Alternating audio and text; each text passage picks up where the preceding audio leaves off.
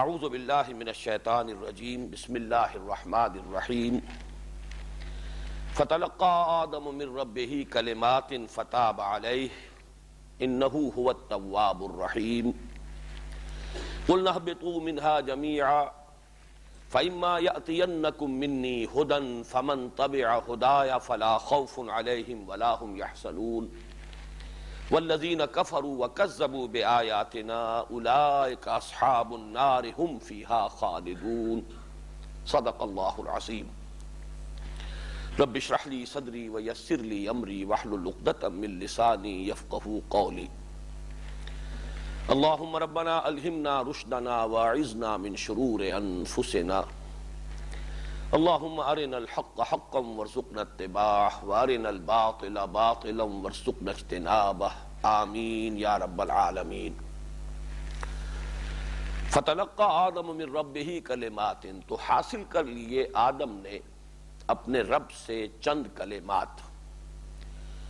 اجمالاً میں عرض کر چکا ہوں کہ ایک احساس پشیمانی حضرت آدم علیہ السلام اور حضرت حوا سلام علیہا میں پیدا ہوا، اور یہ احساس پشیمانی ہی اصل میں روح توبہ ہے۔ الفاظ کسی کے پاس ہوں یا نہ ہوں، زبان ساتھ دے یا نہ دے، اگر دل میں یہ کیفیت پیدا ہو گئی تو یہی اصل توبہ ہے۔ اور توبہ کے معنی ہے رجوع کرنا، پلٹنا۔ اس اعتبار سے یہ دو مادے بڑے ایک دوسرے سے قریب بھی ہیں، مشابہ بھی ہیں، اور معنی کے اعتبار سے بھی بہت ایک دوسرے سے مشابہت رکھنے والے ہیں۔ تاب یتوب، توبن یا توبتن، پلٹنا، رجوع کرنا، لوٹنا۔ آبا یعوب، اس کے معنی بھی ہے لوٹنا، رجوع کرنا۔ چنانچہ جو دعا مسنون ہے نبی اکرم صلی اللہ علیہ وسلم سے جب آپ کسی سفر سے واپس تشریف لاتے تھے تو آئبونا تائبونا لربنا حامدون، ہم لوٹ رہے ہیں اپنے گھر کی طرف، ہمیں لوٹنا نصیب ہو گیا، اپنے مقام کی طرف آنا پھر اللہ تعالیٰ نے ہمارے لیے میسر کر دیا۔ اور پھر یہ کہ یہ آبا یعوبوں کے ساتھ ہی حضور نے فوراً وہ لفظ بھی شامل کر لیا، یہ مناسبت ہوتی ہے اور یہی فصاحت و بلاغت ہے اصل میں۔ ظاہر بات ہے کہ انسانی کلام میں تو پھر معراج ہے فصاحت و بلاغت کی، کلام نبوت میں، اگرچہ اصل معراج فصاحت و بلاغت تو کلام الہی میں ہے، لیکن یہ کہ انسانوں کے کلام میں ظاہر بات ہے کہ حضور صلی اللہ علیہ وسلم کا خود یہ فرمانا ہے کہ اوتی تو جوامع الکلم اور انا افصح العرب، میں عرب کا سب سے فصیح انسان، اللہ نے عطا فرمائی آپ کو یہ دولت۔ تو یہاں دیکھیے کس قدر قریب کے الفاظ کو استعمال کر کے اور ایک عجیب اس کے اندر جو در حقیقت تذکیر اور تذکر کا پہلو ہے اسے شامل کر دیا۔ آئبونا تائبونا، ہم لوٹ رہے ہیں اپنی منزل کی طرف، اپنے مقام کی طرف، توبہ کرتے ہوئے، اللہ کی جناب میں رجوع کرتے ہوئے۔ رجوع اپنی منزل کی طرف بھی ہے اور رجوع اللہ کی طرف بھی ہے۔ لربنا حامدون، اپنے رب کے لیے حمد کرتے ہوئے ہمارے۔ اس توبہ کے لفظ کے بارے میں ایک بات اور جان لیجئے کہ اس کے ساتھ دو صلے آتے ہیں مختلف، تابہ الی اور تابہ علی۔ جب بندہ رجوع کرتا ہے اللہ کی جناب میں تو اللہ کا مقام بہت بلند و برتر ہے، تو اس میں تابہ کے بعد الی کا صیغہ ہے، توبو الی اللہ توبۃ نصوحا، رجوع کرو اللہ کی جناب میں، اللہ کی طرف۔ لیکن جب اللہ تعالیٰ اپنی رحمت اور شفقت اور عنایت کے ساتھ اور مغفرت کے ساتھ متوجہ ہوتا ہے بندے پر تو یہ ہے تابہ علی، اللہ نے توبہ قبول فرما لی، اللہ نے نگاہ شفقت جو اس نے بندے کی معصیت اور نافرمانی کی وجہ سے اس کی جانب سے ہٹا لی تھی، پھر دوبارہ اپنی نگاہ شفقت اور اپنی نظر عنایت جو ہے اپنے بندے کی طرف پھیر دی۔ لیکن یہاں طرف کے لیے اعلان نہیں بلکہ اعلیٰ، تاب علیہ۔ فتلقى آدم من ربہ کلمات فتاب علیہ، تو آدم نے حاصل کر لیے، یہ لقا تلقی باب تفاعل سے حاصل کر لینا، لے لینا۔ آدم نے اپنے رب سے کچھ کلمات جس کا کہ تذکرہ موجود ہے سورہ اعراف کے دوسرے رکوع میں، ربنا ظلمنا انفسنا وان لم تغفر لنا وترحمنا لنکونن من الخاسرین۔ تو ان الفاظ کے ذریعے حضرت آدم نے اور حضرت حوا نے سلام علیہما، اس لیے کہ وہاں وہ صیغہ جو ہے جمع یا تثنیہ کا ہے، ربنا ظلمنا انفسنا وان لم تغفر لنا وترحمنا لنکونن من الخاسرین۔ تو اللہ نے ان کی توبہ قبول فرما لی. اللہ اپنی تمام تر شفقت و عنایت و رحمت و مغفرت کے ساتھ ان کی جانب متوجہ ہو گیا. اس میں اصل بات جو ہے فلسفہ دین کے اعتبار سے یہ سمجھنے کی ہے کہ دین کی حکمت اور دین کے فلسفے میں یہ بڑی اہمیت کا حامل ہے مسئلہ توبہ کا. انسان کی اصلاح کے ضمن میں بھی اس کی بڑی اہمیت ہے اور فلسفہ اور حکمت دین کے اعتبار سے بھی، اس لیے کہ اہل کتاب کو اسی معاملے میں ٹھوکر لگی. حضرت آدم کی اس خطا کا تذکرہ تو موجود ہے بائبل میں، لیکن توبہ کا ذکر نہیں ہے اور توبہ کی قبولیت کا تذکرہ نہیں ہے. جب یہ چیز وہاں رہ گئی، اور میں پھر عرض کروں گا، یہ بات حضرات کو یہ بات پسند نہیں آئی تھی لیکن میں پھر زور دے کر عرض کر رہا ہوں کہ موجودہ بائبل، تورات، وہ جو 5 کتابیں ہیں، 5 books of the Old Testament، جنہیں کہا جاتا ہے بکس آف موسیس، حضرت موسیٰ کے صحف ابراہیم و موسیٰ. ایک تو تورات تھی لکھی ہوئی کہ وہ جو پتھر کی تختیاں تھیں ان پر لکھی ہوئی. اصل تورات وہ ہے، تورات کا جو اطلاق ہوتا ہے اس پر ہوتا ہے. البتہ کہ حضرت موسیٰ علیہ السلام پر جو اور وحی ہوتی رہی ہے تو تسلسل کے ساتھ معاملہ ہوتا ہے، وحی جاری رہتی ہے. نبی کے ساتھ ایک رابطہ اللہ کا جو ہے برقرار رہتا ہے. اس موضوع پر آج بعد میں گفتگو بھی ہوگی علم کی حقیقت اور اقسام کے ضمن میں. تو بقیہ جو حصہ ہے اس کا وہ بکس آف موسیس، صحف موسیٰ، قرآن مجید میں بھی صحف ابراہیم و موسیٰ، یہ صحیفے ہیں حضرت موسیٰ علیہ السلام کے. اور یہ پوری کی پوری تورات، وہ تورات جو ہے اصل تختیوں پر جو لکھی ہوئی تھی وہ تو اب معدوم ہے، دنیا میں کہیں نہیں ہے. نبوکدنضر کے حملے کے بعد سے ان کا کوئی وجود نہیں ہے، سراغ نہیں مل رہا. ہو سکتا ہے کبھی کسی کھدائی میں کسی اور موقع پر وہ نکل آئے، کہیں سے دستیاب ہو جائے، جیسے کہ حضرت نوح علیہ السلام کی کشتی بھی کبھی نہ کبھی منظر عام پر آئے گی. اسی طرح ہو سکتا ہے کہ وہ جو پتھر پر لکھی ہوئی تورات تھی جو عطا کی گئی تھی کوہ طور پر، وہ بھی مل جائے. لیکن اصل میں وہ جو 5 کتابیں ہیں بکس آف موسیس، ان کو جو مرتب کیا گیا ہے دوبارہ، تو اس میں یقیناً کچھ حصے رہ گئے، کچھ میں تحریف ہو گئی. علم انسانی اس کے اندر داخل ہوا، جو اس زمانے کی معلومات تھی اسی کے حوالے سے لوگوں نے جو کچھ ان کے ذہن اور فہم کے اندر تھا اسے مرتب کر دیا. اور اس میں ظاہر بات ہے کہ بہت سی چیزیں اومٹ ہو گئیں، بہت سی چیزیں غلط شامل ہو گئیں. ان میں سے ایک یہ بھی ہے، ممکن نہیں ہے کہ تورات میں اس کا تذکرہ نہ ہو، ان صحف میں حضرت آدم اور حضرت حوا کی اس توبہ کا ذکر نہ ہو اور قبولیت توبہ کا وہاں تذکرہ نہ ہو. لیکن ایک چیز رہ گئی، لیکن اس کے رہنے سے ان کے فلسفہ دین میں اتنا بڑا خلا پیدا ہوا ہے کہ عیسائیوں کے بارے میں تو آپ کو معلوم ہے کہ وہ سمجھتے ہیں کہ ہر انسان پیدائشی طور پر گناہ گار ہے. جد امجد حضرت آدم اور ان کی جو جدہ محترمہ ہے حضرت حوا، دونوں کی خطا، دونوں کا گناہ. اب نسل آدم میں جو بچہ اور بچی پیدا ہو رہی ہے وہ اپنے اس جد امجد اور اپنی اما حوا کے اس گناہ کی پوٹلی لے کر دنیا میں آ رہا ہے. اوریجنل سن، اس کے اثرات ہیں انسان میں. اب اسی پر آپ کو معلوم ہے کہ پھر ایک ردے پر دوسرا ردا، دوسرے پر تیسرا ردا، خشت اول چونہد میں مار کج، تاثریا می رود دیوار کج. اسی پر پھر ضرورت پیش آئی اور محسوس ہوئی کہ کوئی کفارے کی شکل ہونی چاہیے. وہ کفارے کا عقیدہ در حقیقت نتیجہ ہے اس اوریجنل سن کے برقرار رہنے کے تصور کا. تو اللہ تعالیٰ نے پھر اپنے صلبی بیٹے کو اور اکلوتے بیٹے کو دنیا میں بھیجا، اور معاذ اللہ ثم معاذ اللہ اسے ان لوگوں کی طرف سے قربانی کا بکرا بنا کر اور سولی پر چڑھوا دیا کہ جو اس کو مان لے. لہذا جو مان لے مسیح کو، اس کے تمام گناہوں کا کفارہ حضرت مسیح سولی پر چڑھ کر گویا کہ ان کے عقیدے کے مطابق ادا کر چکے. اور اس طریقے سے اس اوریجنل گناہ سے انسان کو نجات ملتی ہے تو اس عقیدے کے تحت ملتی ہے. یہ سارا تصور جو ہے بنائے فاسد علی الفاسد، غلط بات پر غلط بات کے ردے چڑھتے چلے گئے.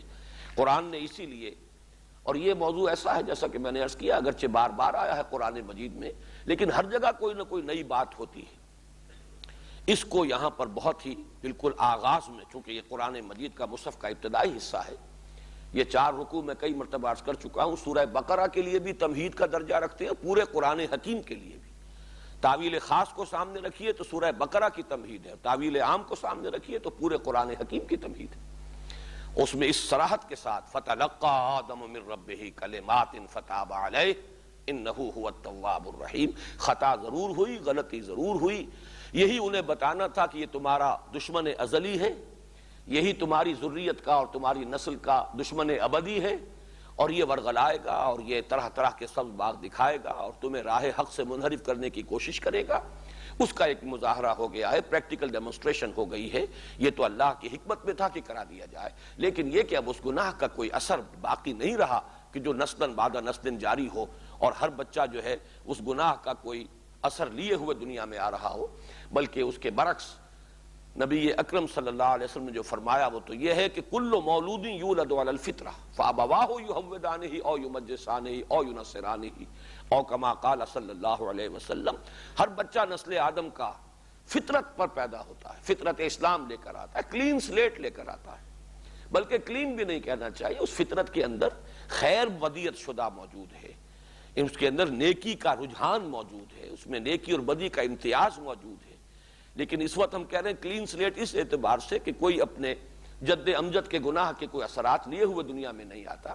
بعد میں اگر والدین یہودی ہیں اسے یہودی بنا دیتے ہیں، بعد میں اگر اس کے والدین عیسائی ہیں اسے عیسائی بنا دیتے ہیں، اگر وہ مجوسی ہے مجوسی بنا دیتے ہیں. لیکن ہر بچہ فطرت اسلام لے کر دنیا میں آتا ہے. جو میں نے عرض کیا کہ انفرادی اصلاح میں بھی اس کی بڑی اہمیت ہے، اس لیے کہ انسان جب گناہ کرتا رہتا ہے، اگر اسے یہ محسوس ہو کہ اب میں خواہ کچھ بھی کر لوں، جو میں کما چکا گناہ وہ تو کما چکا، اس کے تو انبار ہیں، اب تلافی کا کوئی امکان نہیں ہے، تو اصلاح کا کوئی امکان پیدا نہیں ہوگا. قرآن مجید راستہ کھولتا ہے، لوگوں آؤ رجوع کرو. احادیث میں یہاں تک آیا ہے کوہ احد جتنے بھی اگر تمہارے گناہ ہیں تو فکر نہ کرو، باز آ ہرچے ہستی باز آ، گر کافرو گبرو بت پرستی باز آ، این درگاہ ما درگاہ نومیدی نیست، صد بار اگر توبہ شکستی باز آ. دروازہ کھلا ہے توبہ کا. حدیث میں آتا ہے معلم یغرغر، جب تک کہ موت کے آثار شروع نہ ہو جائیں اس وقت تک توبہ کا دروازہ کھلا ہے. تو جب تک بھی انسان کی زندگی ہے اور زندگی کی امید برقرار ہے، توبہ کا دروازہ کھلا، اور اس کی کوئی پرواہ نہیں کہ کتنے گناہ کیے، کتنے ہی انبار ہوں گناہوں کے.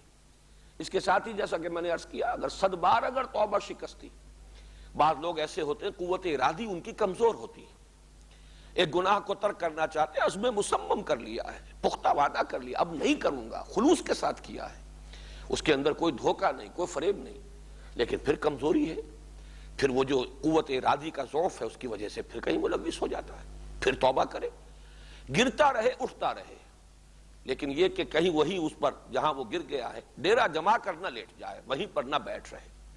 گرتا پڑتا اگر چلتا رہتا ہے ساری عمر، آخری وقت تک اگر یہ بات رہتی ہے، تب بھی توبہ کی جو ہے وہ صحت جو ہے قائم رہے گی. یہ نہیں ہے کہ توبہ کا دروازہ بند ہو جائے. ہاں جب موت کے آثار شروع ہو گئے، زندگی کی امید نہ رہی، اب توبہ کا دروازہ بند ہو جاتا ہے.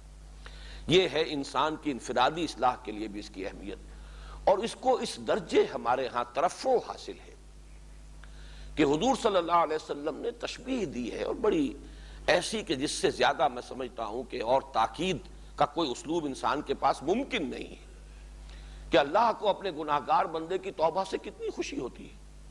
وہ بات تو بہت ہی سمجھیے کہ ابتدائی ہے کہ التائب من الذنب کمن لا ذنب لہ، جس نے گناہ سے توبہ کر لی اس کا تو گویا اس نے گناہ کا ارتکاب کیا ہی نہیں، وہ تو اس شخص کے مانند ہے، وہ تو بالکل دھل جاتی ہے، سلیٹ صاف ہو جاتی ہے دوبارہ اگر وہ توبہ صحیح ہو. لیکن یہ کہ اس درجے اس کی عظمت بیان کی گئی کہ اللہ کو اپنے گناہگار بندے کی توبہ سے اتنی خوشی ہوتی ہے جتنی کہ اس شخص کو کہ جو تنہا کہیں سفر کر رہا تھا کسی صحرا میں، بس ایک اونٹنی ہے جس پر وہ سفر کر رہا ہے، اسی پر اس کا راشن بھی تھا، پانی بھی تھا، تھوڑی دیر کے لیے کہیں وہ سستانے کے لیے ایک درخت کے ساتھ کہیں وہ ٹیک لگا کر بیٹھا، اونگ آ گئی، آنکھ کھلی تو دیکھا کہ اونٹنی غائب ہے. اب ظاہر بات ہے کہ زندگی کے سارے اسباب تو اس اونٹنی پر ہے، پانی اس پر ہے، راشن اس کا اس پر ہے. وہ دیوانہ وار ادھر جاتا ہے ادھر جاتا ہے، دائیں بائیں شمالن جنوبن، ہر طرف جا کر دیکھتا ہے، اونٹنی کا کوئی سراغ نہیں. لہذا عرب کے وہ خاص حالات جو ہیں صحرائی، ان کا تصور کیجئے. اب وہ شخص بالکل مایوس ہو کر، اور یہ مایوس ہو جانا اونٹنی سے مایوس ہونا نہیں ہے، زندگی سے مایوس ہونا ہے. وہ گویا کہ موت کے انتظار میں بیٹھا ہے، اچانک دیکھتا ہے کہ اونٹنی کھڑی ہے، تو اب اس پر شادی مرگ کی کیفیت طاری ہو جاتی ہے. اتنی خوشی کہ وہ اپنے آپ کو سنبھال نہیں پاتا، زبان لڑکھڑاتی ہے۔ وہ کہنا تو یہ چاہتا ہے کہ اللہ تو میرا رب ہے، میں تیرا بندہ ہوں، کہہ یہ بیٹھتا کہ اللہ تو میرا بندہ ہے، میں تیرا رب ہوں۔ یہ جو اس کی کیفیت جو ہے حضور نے بیان کی، جتنی خوشی اس شخص کو ہوئی ہے جو ہر اعتبار سے مایوس ہو چکا تھا، اس نے دیکھا کہ اتنی تو ہے، موجود ہے، اتنی ہی خوشی اللہ کو ہوتی ہے اپنے کسی گناہگار بندے کی توبہ سے۔ صرف اسی پر اکتفا کیجئے ورنہ وقت زیادہ گزر جائے گا۔ تو یہ فلسفہ دین کے اعتبار سے بھی بہت اہم حصہ ہے، اور جیسا کہ میں نے عرض کیا، یہ چوتھا رکوع فلسفہ دین کے تمام جو محکمات ہیں اور اس کی جو بنیادیں ہیں ان سب کو اپنے اندر سموئے ہوئے ہیں۔ تو توبہ کا مقام اور توبہ کی حقیقت، اگرچہ اس کی شرائط کا معاملہ علیحدہ ہے کہ توبہ صحیح کون سی ہوتی ہے، اس کے لوازم کیا ہیں، اس کو میں یہاں اس وقت بیان نہیں کر سکتا۔ فَتَلَقَّىٰ آدَمُ مِن رَبِّهِ كَلِمَاتٍ فَتَابَ عَلَيْهِ إِنَّهُ هُوَ التَّوَّابُ الرَّحِيمُ۔ اب دیکھیے تابع علیہ آ گیا، جب بندہ توبہ کرتا ہے تو توبو الی اللہ توبۃ نصوحا، اللہ کی طرف رجوع کرو، پلٹو، توبہ کرو، اس کی جناب میں توبہ کرو۔ دیکھیں جب اللہ نے، اس لیے کہ تابہ یتوبو کے معنی تو ہے پلٹنا، ظاہر بات ہے دو طرفہ ایک تعلق ہے بندے کا اور رب کا، بائی لیٹرل ریلیشن شپ جس کو آپ کہتے ہیں۔ اگر آپ اللہ کے ساتھ محبت رکھتے ہیں، اللہ آپ سے محبت کرتا ہے۔ اگر آپ اللہ کو یاد رکھتے ہیں، اللہ آپ کو یاد رکھتا ہے۔ اگر تم اللہ کی مدد کرو گے، اللہ تمہاری مدد کرے گا۔ ان تنصروا اللہ ینصرکم، اگر تم اللہ سے منہ پھیر لو گے، اللہ بھی تم سے اپنی عنایتیں پھیر لے گا، اللہ بھی اپنا منہ پھیر لے گا۔ لیکن تم اگر پھر اللہ کی طرف رجوع کرو گے، اللہ بھی رجوع کرے گا، اللہ بھی اپنی تمام عنایتوں کے ساتھ تمہاری طرف متوجہ ہو جائے گا۔ اصل معاملہ توجہ کا ہے۔ انی وجہت وجہی للذی فطر السماوات والارض حنیفا وما انا من المشرکین۔ آپ نے جب معصیت کی روش اختیار کی تو گویا کہ اپنا رخ پھیر لیا، اللہ کی طرف سے ہٹا کر اپنے رخ کو دنیا کی طرف، خواہشات کی طرف، لذات کی طرف، مال و دولت کی طرف، جس شے کی طرف بھی کر لیا۔ لیکن یہ کہ اگر آپ پلٹے، آپ نے رجوع کیا، اللہ کی طرف دوبارہ متوجہ ہو گئے، اللہ بھی اپنی تمام تر عنایتوں اور شفقتوں کے ساتھ تمہاری طرف متوجہ ہو جائے گا۔ یہ ہے توبہ، لیکن یہاں بندے کی طرف سے تابع الیہ اور اللہ کی طرف سے تابع علیہ، فتاب علیہ انہ هو التواب الرحیم۔ اب یہ تواب جو ہے مبالغے کا صیغہ ہے فعال کی وزن پر، اور یہ دونوں طرف آئے گا، اللہ بھی تواب ہے اور بندے بھی تواب ہوتے ہیں۔ جیسے کہ حدیث میں آیا کل بنی آدم خطاؤون وخیر الخطائین التوابون، تمام بنو آدم جو ہے، آدم کی پوری نسل خطا کار ہے، گناہ گار ہے، غلطی ہو جاتی ہے۔ نسیان اور خطا جو ہے یہ تو انسان کی سرشت میں ہے، الانسان مرکب عن الخطاء والنسیان۔ اس اعتبار سے گھبراؤ نہیں خطا اگر ہو جائے، لیکن اصل میں خیر الخطائین التوابون، بہت توبہ کرنے والے، رجوع کرنے والے، پلٹنے والے، اللہ کی طرف ندامت کے احساس کے ساتھ دوبارہ رجوع کر لینے والے، بس یہ انسانوں میں سے اچھے لوگ ہیں۔ تو تواب کا لفظ اللہ کے لیے بھی ہے، بندوں کے لیے بھی ہے۔ قُلْ اهْبِطُوا مِنْهَا جَمِيعًا فَإِمَّا يَأْتِيَنَّكُم مِّنِّي هُدًى۔ فرما دیا، پہلے بھی بات کہی تھی، لیکن اس میں اس بات کا امکان تھا کہ یہ جنت سے نکالا جانا گویا کہ سزا کے طور پر ہے۔ اب جو اس کو ریپیٹ کیا گیا ہے تو اب اس امکان کو رفع کر دیا گیا۔ یہ بھی فلسفہ اور حکمت دین کا ایک اہم موضوع ہوا۔ یہ نہ سمجھیے کہ حضرت آدم اس جنت سے اس لیے نکلے کہ انہوں نے معصیت کا ارتکاب کیا یا نافرمانی کی، وہ تو ایک آزمائشی، ایک تربیتی دور تھا جو میں تفصیل سے عرض کر چکا ہوں۔ بلکہ یہ کہ وہ جنت الخلد، اس میں تو داخلہ ہو جائے گا تو نکلنے کا سوال نہیں، یہ تو اصل میں ایک اور صرف ایک عارضی سا ایک قیام کسی جگہ تھا۔ وہ جنت آسمانی ہو، وہ جنت زمینی ہو، اس سے کوئی فرق واقع نہیں ہوتا۔ لیکن اصل مقصود یہ تھا کہ ایک بات کا ان کے سامنے ایک تجربہ انہیں کرا دیا جائے کہ تمہارا یہ دشمن ہے اور اس طور سے یہ ورغلاتا ہے، اس کے لیے وہاں سے نکالا جانا تو تھا ہی، اس لیے کہ اصل میں تخلیق ہوئی ہے خلافت عرضی کے لیے۔ جاؤ اب سنبھالو اپنی اس جو بھی خلافت ہے اس کی ذمہ داریوں کو، اور چونکہ اس میں اشتباہ تھا کہ یہ اس گناہ کی پاداش میں وہاں سے نکالے گئے ہیں، لہذا اب گناہ کا تو ازالہ ہو گیا، توبہ کی قبولیت کا اعلان ہو گیا، فتاب علیہ انہ هو التواب الرحیم۔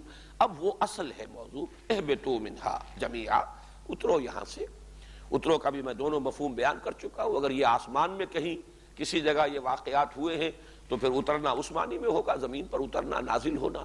اور اگر زمین ہی پر کسی اونچے بلند مقام پر ہے، جیسے کہ جو موجودہ بائبل ہے اس کے مرتبین ہی کی میں کہوں گا کہ یہ صراحت کے ساتھ ان کی رائے ہے جو انہوں نے ذکر کی ہے، تو اس اعتبار سے سیٹل ہونا، سیٹل ڈاؤن سم ویئر، جاؤ اترو زمین پر نیچے اور کہیں جا کر آباد ہو جاؤ۔ اہبطوا منہا جمیعا فإما یاتینکم منی ھدی، تو جب بھی آئے تمہارے پاس میری جانب سے ہدایت۔ اب یہ ہے علم کا دوسرا شعبہ۔ ایک علم کا شعبہ وہ ہے جو اس رکوع کے شروع میں آیا، علم الاسماء، علم آدم الاسماء کلھا، یہ علم کی بالکل دوسری شاخ ہے۔ ان دونوں کو جداگانہ طور پر آئیڈینٹیفائی کرنا ضروری ہے، اور اس پر مجھے آج کچھ تفصیل سے بھی عرض کرنا ہے، تو میں اس وقت صرف حوالہ دے رہا ہوں۔ یہ ہے وہ علم وحی، علم ہدایت۔ فمن تبع ہدایا، تو جس کسی نے بھی پیروی کی میری ہدایت کی۔ یہاں پہ لفظ ایمان نہیں آ رہا، لفظ عمل صالح نہیں آ رہا، بلکہ ان دونوں کو ایک ہی شے سے تعبیر کیا گیا، جس نے میری ہدایت کی پیروی کی۔ ظاہر بات ہے کہ اس ہدایت کو تسلیم کریں گے تو اس کے معنی یہ ہے کہ جو حقائق اس میں بیان ہوئے ہیں وہ حقائق ایمانی، ان کی تصدیق ہوگی، یہ ایمان ہے۔ اور جو بھی احکام ہیں، اوامر و نواہی ہے، اگر ان کی پیروی کریں گے یہ عمل صالح ہے۔ فمن تبع ہدایا فلا خوف علیہم ولا هم یحزنون، تو ان پر، اب یہ علا کا جو لفظ ہے اس کو یہاں پہ نوٹ کیجئے، ان پر نہ کوئی خوف ہوگا اور نہ ہی وہ حزن سے دوچار ہوں گے۔ یہ دو الفاظ بہت اہم ہیں، اگرچہ یہاں پر لفظ ایمان نہیں آیا جو اصطلاح ہے ہمارے دین کی، لیکن ایمان کا جو اصل حاصل ہے، ایمان کا جو لب لباب ہے وہ بیان ہو گیا، اس لیے کہ ایمان ہی کی معراج وہ ہے جسے ہم کہتے ہیں مرتبہ ولایت یا مرتبہ احسان، جس کا کہ قرآن مجید میں بار بار تذکرہ آتا ہے کہ الا ان اولیاء اللہ لا خوف علیہم ولا هم یحزنون، نہ ان پر کوئی خوف ہوگا اور نہ ہی وہ حزن سے دوچار ہوں گے۔ یہ وہ ایمان کا اصل حاصل ہے، وہ اطمینان قلبی، امن۔ اس پر تفصیل سے گفتگو ہو چکی ہے اسی سال، اس سال کے آغاز میں، بلکہ اب تو گزشتہ سال کہنا چاہیے، سال بدل گیا ہے، جو محاضرات ہوئے تھے حقیقت ایمان کے موضوع پر، تو ایمان امن سے بنا ہے، اور ایمان کا اصل حاصل امن، داخلی سکون، اطمینان، ذہنی اطمینان، قلبی اطمینان۔ یہ در حقیقت اصل نتیجہ ہے ایمان کا، اگر وہ حقیقی ایمان ہے، واقعی ایمان ہے، وہ محض عقیدہ نہ ہو، وہ ڈوگما نہ ہو، وہ صرف زبان ہی پر نہ ہو، نو کے زبان ہی پر نہ ہو، بلکہ دل کی گہرائیوں میں اتر چکا ہو، تو اس کا یہ لا محالہ اور منطقی نتیجہ ہے، لاجیکل رزلٹ ہے کہ انسان خوف اور حزن دونوں سے نجات پا جاتا ہے۔ الا ان اولیاء اللہ لا خوف علیہم ولا هم یحزنون، اور یہ اصطلاح قرآن مجید میں بالکل اسی ترکیب کے ساتھ متعدد مرتبہ وارد ہوئی ہے، فلا خوف علیہم ولا هم یحزنون، اور یہ مراد کیا ہے؟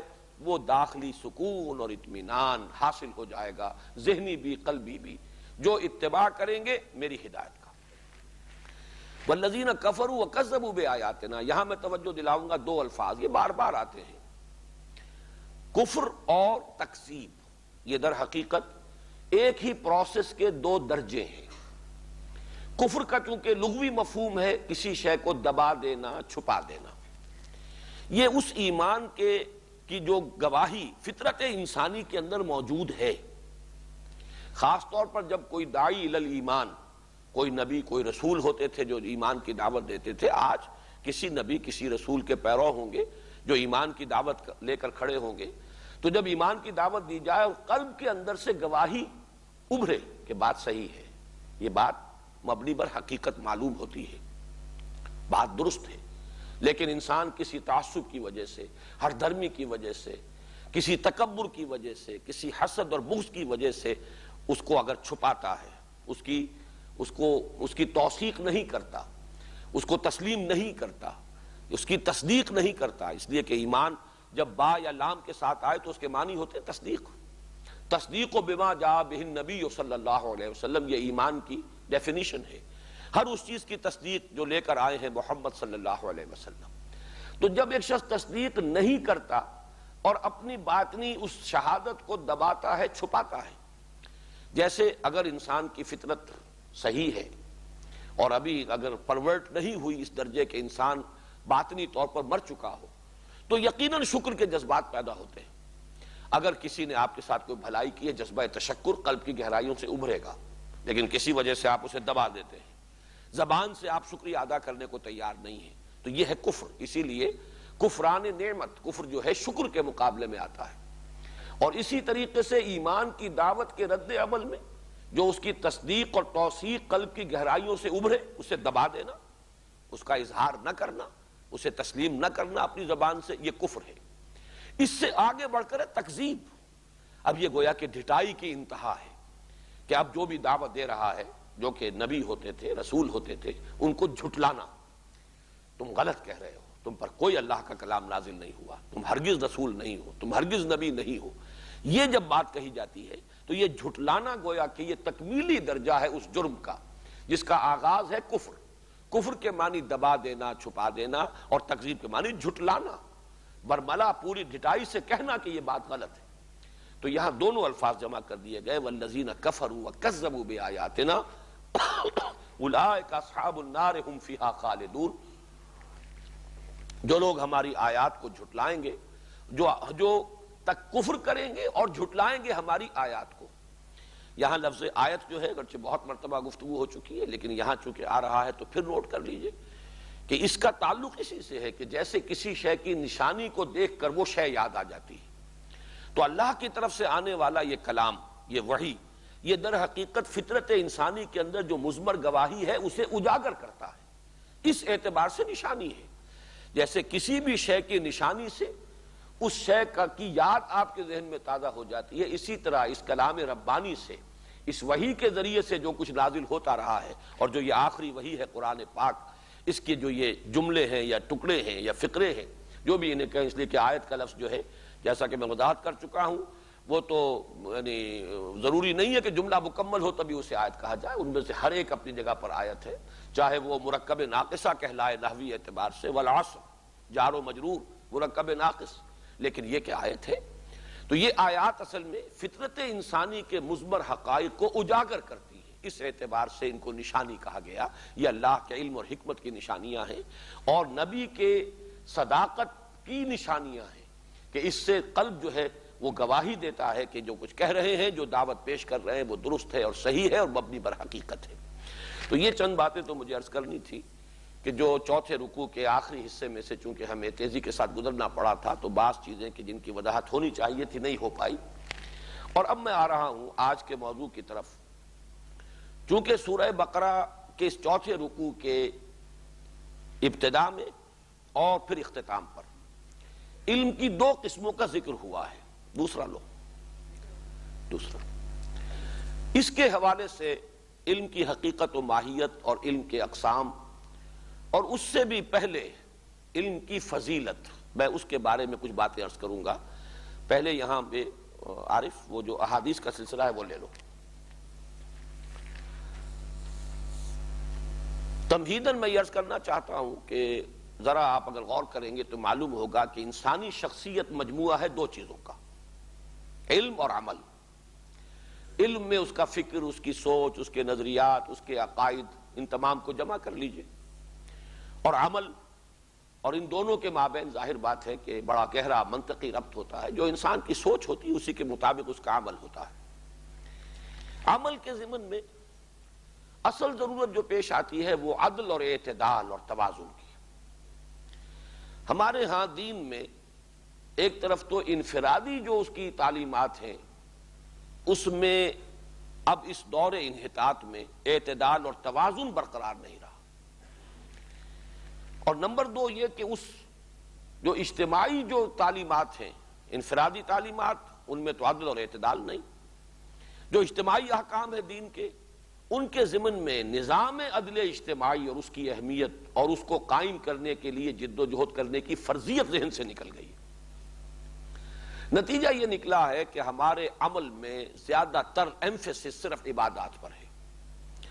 جہاں خیر، نیکی، بھلائی، جس کے جذبات ذرا سے بھی کسی شخص کے اندر پیدا ہوں گے، معلوم یہ ہوگا کہ چونکہ جو تصورات جو ہیں ہمارے معاشرے کے اندر وہ یہی ہیں کہ گویا کہ نیکی کا مظہر اول بھی اور مظہر تام بھی اور مظہر آخر بھی عبادات ہیں.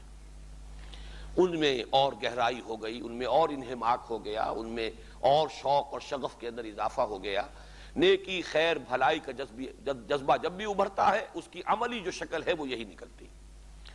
اور چونکہ طویل عرصے سے وہ نظام عدل اجتماعی تو سامنے رہا ہی نہیں، یہ وہ چیزیں ہیں جن میں تسلسل رہا ہے، چاہے وہ بادشاہت کا زمانہ آیا، ملوکیت کا زمانہ آیا، ظلم و بربریت کا زمانہ آیا، غلامی کا زمانہ آیا، چاہے انگریز کا دور آیا، بہرحال نماز کا تسلسل تو برقرار رہا۔ روزے پر تو کسی نے پابندی نہیں لگائی، زکوٰۃ کا معاملہ بھی بہرحال کسی نے بین نہیں کیا کہ زکوٰۃ ادا مت کرو۔ کچھ وقفے ہوتے رہے ہیں کہ جن میں حج کا جو ہے تسلسل برقرار نہیں رہ سکا بدامنی کی وجہ سے، ورنہ یہ کہ وہ بھی ایک عمل ہے کہ جو جاری ہے۔ اس اعتبار سے جو شے تو سامنے ہوتی ہے، تجربے میں آتی رہتی ہے، وہ تو مستحضر بھی رہتی ہے۔ دین کا یہ پہلو تو سامنے ہے، لیکن دین کے وہ حصے کہ جو نگاہوں سے اوجل، آنکھ اوجل پہاڑ اوجل، تو ظاہر بات ہے کہ وہ چیز ذہنوں سے بھی اوجل ہو گئی، اس کی اہمیت جو ہے وہ ہمارے ذہنوں میں بھی باقی نہیں رہی۔ انفرادی معاملات میں مثلاً جو عدل اور اعتدال اور توازن کا معاملہ ہے، اس کا ایک مظہر یہ ہے کہ حقوق اللہ اور حقوق العباد کے اندر توازن ہونا چاہیے۔ آپ کو نظر آئے گا کہ کچھ لوگ ہمارے جو نماز روزے سے یوں سمجھیے کہ ایک طرح آزاد ہیں، لیکن یہ کہ کسی نہ کسی درجے میں وہ اسلام کا نام بھی لیتے ہیں، تو وہ ان کی ساری گفتگو ہوگی حقوق العباد پر، ادا کرتے ہوں یا نہ کرتے ہوں، لیکن ان کی گفتگو کا پورا محور ہوگا کہ دین کی اصل حقیقت تو ہے حقوق العباد۔ حالانکہ وہ اپنی جگہ پر ہے، اس میں کوئی شک نہیں ہے، بلکہ بعض حضرات تو اس کا یہ مقولہ ہے یا حدیث نبوی ہے، حدیث نبوی کی حیثیت سے پیش کرتے ہیں، میں اس کی سند کے اعتبار سے اس وقت گفتگو نہیں کر سکتا۔ الدین والمعاملہ، دین کی اصل حقیقت جیسے حضور نے فرمایا دین والنصیحہ، دین کی روح ہے خیر خواہی، ایک دوسرے کی بھلائی چاہنا، وفاداری کرنا۔ اسی طرح الدین والمعاملہ، معاملہ ہے اصل دین، پتہ چلتا ہے انسان دیندار ہے یا نہیں اگر وہ معاملے کا کھرا ہے۔ بات جو ہے جو بھی انسانوں کے ساتھ اس کا جو معاملہ ہے وہ اگر صحیح ہے تو حقیقت دین اس کے اندر موجود ہے۔ اگر وہاں وہ کھوٹا ثابت ہو رہا ہے، دھوکے باز ثابت ہو رہا ہے، تو نمازوں کے اور روزوں کے ڈھیر جو ہیں وہ اپنی جگہ پر رہیں گے، لیکن حقیقت دین اس میں نہیں ہوگی۔ بعض لوگوں کا معاملہ یہ ہے کہ وہ جیسا کہ میں نے عرض کیا، وہ عبادات کے سوا دین کے کسی اور حصے سے گویا کہ واقف ہی نہیں رہے، اس کی کوئی اہمیت سرے سے ان کے ہاں نہیں۔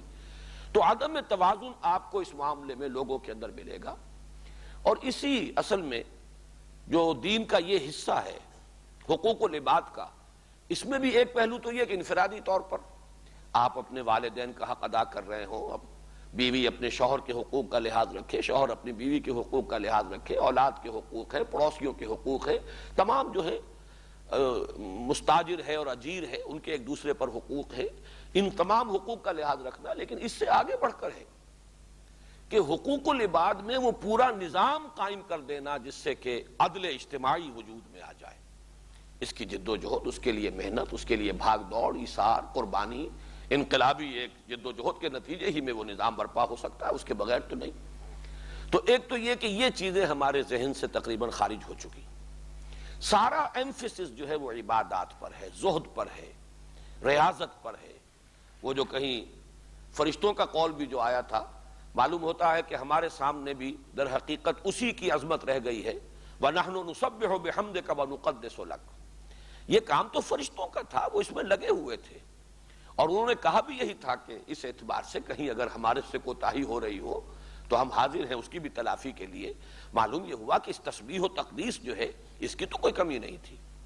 اس کے اعتبار سے انسان کو جو پیدا کیا گیا ہے، تو میں نے یہ قول آپ کو سنا چکا ہوں، مولانا عبد الماجد دریابادی نے یہ نقل کیا ہے اپنی تفسیر میں، مولانا اشرف علی تھانوی رحمۃ اللہ علیہ کا قول، کہ آدم کی خلافت کی بنیاد علم اور فہم اور تفقہ ہے، زہد اور عبادت نہیں ہے۔ زہد اور عبادت جو ہے وہ تو فرشتوں کے اندر بتمام و کمال موجود تھا۔ نحن نسبح بحمدک ونقدس لک، البتہ یہ جو ہے آدم کی جو خلافت کا تذکرہ ہو رہا ہے سورہ بقرہ کے 4 رکوع میں، تو اس کی اصل بنیاد کیا؟ علم اور فہم۔ علم آدم الاسماء کلھا، تو معلوم یہ ہوا کہ خلافت کی اصل بنیاد اور فضیلت انسانی کی اصل بنیاد علم ہے، عبادت نہیں ہے۔ عبادت یقیناً انسان کا مقصد تخلیق ہے، یقیناً اس کا مقام یہی ہے کہ اللہ کے سامنے سر تسلیم خم کیے رکھے، اور وہ عبادت بھی صرف ان عبادات تک محدود ہو کر نہ رہ جائے، صرف ان مراسم عبودیت تک محدود ہو کر نہ رہ جائے، صرف ریچولز تک نہ رہ جائے، رائٹس اینڈ ریچولز، بلکہ وہ پوری زندگی میں ہو۔ لیکن اصل فضیلت جو ہے آدم کی در حقیقت وہ علم کی بنیاد پر ہے۔ تو آج میں یہ حدیثیں چاہتا ہوں کہ ذرا آپ حضرات یہ مضمون جو ہے قرآن مجید میں تو بار بار جو آتا ہے قُلْ هَلْ يَسْتَوِي الَّذِينَ يَعْلَمُونَ وَالَّذِينَ لَا يَعْلَمُونَ، بنیاد ہی اس پر ہے۔ اس رکوع کے اندر خلافت آدم کی اساس علم، اور قرآن مجید بار بار کہتا ہے کیا برابر ہو سکتے ہیں وہ جو علم رکھتے ہیں اور جو علم نہیں رکھتے؟ لیکن یہ کہ چونکہ ہمارے ہاں وہ عبادات کے ساتھ شغف، اور اس میں ریاضتیں، پھر اس میں فرض عبادات، پھر نفلی عبادات، پھر اس میں زور، اور وہ جو شیطان کا ایک یوں سمجھیے جال ہے کہ اسی میں مست رکھو ذکر و فکر صبح گاہی میں اسے، پختہ تر کر دو مزاج خانقاہی میں اسے، نیکی کا جذبہ بڑھے گا تو اس کا سارا جو ہے زور اسی گوشے کے اندر جو ہے صرف ہو جائے گا۔ دوسرے میدان میں آ کر باطل سے ٹکرانے اور اس کے لوازم، اس کے تقاضوں کو پورا کرنے کے لیے اپنے ایثار نفس، اور جان و مال کا کھپانا اور خرچ کرنا، یہ شعبہ اس کی نگاہ سے اوجھل رہے تو بہتر ہے۔ مست رکھو ذکر و فکر صبح گاہی میں اسے، پختہ تر کر دو مزاج خانقاہی میں اسے۔ اب دیکھیے پہلی حدیث میں آپ کو سنا رہا ہوں، یہ مسند احمد میں بھی ہے، جامع ترمذی میں بھی ہے، سنن ابی داؤد میں بھی ہے، سنن ابن ماجہ میں بھی ہے، دارمی میں بھی ہے۔ راوی ہے اس کے حضرت ابو الدرداء رضی اللہ تعالی عنہ، یہ فقراء صحابہ میں سے ابو الدرداء، مرفوعاً ہے یہ، حضور نے ارشاد فرمایا من سلک طریقا یطلب فیہ علما سلک اللہ بہ طریقا بہ من طرق الجنت، جو شخص کوئی راستہ اختیار کرتا ہے، سفر کرتا ہے، چلتا ہے، جس میں کہ اس کی غرض ہو، اس کا مقصد ہو حصول علم، تو اللہ تعالیٰ اس کے ذریعے، اس کے صدقے، اس کے بدلے میں اس کے لیے جنت کے طریقوں میں سے ایک راستہ جو ہے، ایک راستہ جنت کے راستوں میں سے ایک راستہ کھول دیتا ہے۔ وَإِنَّ الْمَلَائِكَةَ تَضَعُ أَجْنِحَتَهَا رِضًا لِطَالِبِ الْعِلْمِ، فرشتے بھی اپنے بازو، اپنے پر نیچے رکھ دیتے ہیں خوش ہو کر طالب علم کے لیے۔ جیسے ہم کہتے ہیں کہ دیدہ و دل فرش راہ، فرشتے اپنے بازو اور اپنے پر جو ہے بچھاتے ہیں زمین میں ان لوگوں کی تعظیم کے لیے، تکریم کے لیے، اعزاز کے لیے، اپنی خوشنودی کے اظہار کے لیے جو طالب علم ہے۔ وَإِنَّ الْعَالِمَ يَسْتَغْفِرُ لَهُ مَنْ فِي السَّمَاوَاتِ وَمَنْ فِي الْأَرْضِ وَالْحِيتَانُ فِي جَوْفِ الْمَاءِ، اور عالم کے لیے تو مغفرت استغفار کرتے رہتے ہیں، دعائے مغفرت کرتے رہتے ہیں، سب وہ جو آسمانوں میں ہیں اور وہ سب جو زمین میں ہیں، یہاں تک کہ سمندر کی تہ کے اندر جوف الماء، پانی کے پیٹ میں جو مچھلیاں تیر رہی ہیں وہ بھی دعا کرتی ہیں صاحب علم کے لیے۔ وَإِنَّ فَضْلَ الْعَالِمِ عَلَى الْعَابِدِ كَفَضْلِ الْقَمَرِ لَيْلَةَ الْبَدْرِ عَلَى سَائِرِ الْكَوَاكِبِ۔ اب یہاں ہے اصل بات، یہ ویلیوز کا تعین، کس شے کی اہمیت ہے، کس شے کی فضیلت ہے۔ ایک عبادت اور ایک ہے علم، ایک طالب علم ہے، ایک عابد و زاہد ہے۔ وَإِنَّ فَضْلَ الْعَالِمِ عَلَى الْعَابِدِ، عبادت گزار پر اس کے مقابلے میں صاحب علم کی فضیلت ایسے ہی ہے جیسے 14ویں کی رات کے چاند کی فضیلت ہے بقیہ تمام ستاروں پر۔ وَإِنَّ الْعُلَمَاءَ وَرَثَةُ الْأَنْبِيَاء، اور یقیناً جو صاحب علم ہے وہی تو وارث انبیاء کے۔ وَإِنَّ الْأَنْبِيَاءَ لَمْ يُوَرِّثُوا دِينَارًا وَلَا دِرْهَمًا، اور جان لو کہ انبیاء نے وراثت نہیں چھوڑی درہم اور دینار کی صورت میں، ان کی وراثت ہے انما ورثوا علما، انہوں نے تو علم چھوڑا ہے، یہ ہے ان کی وراثت۔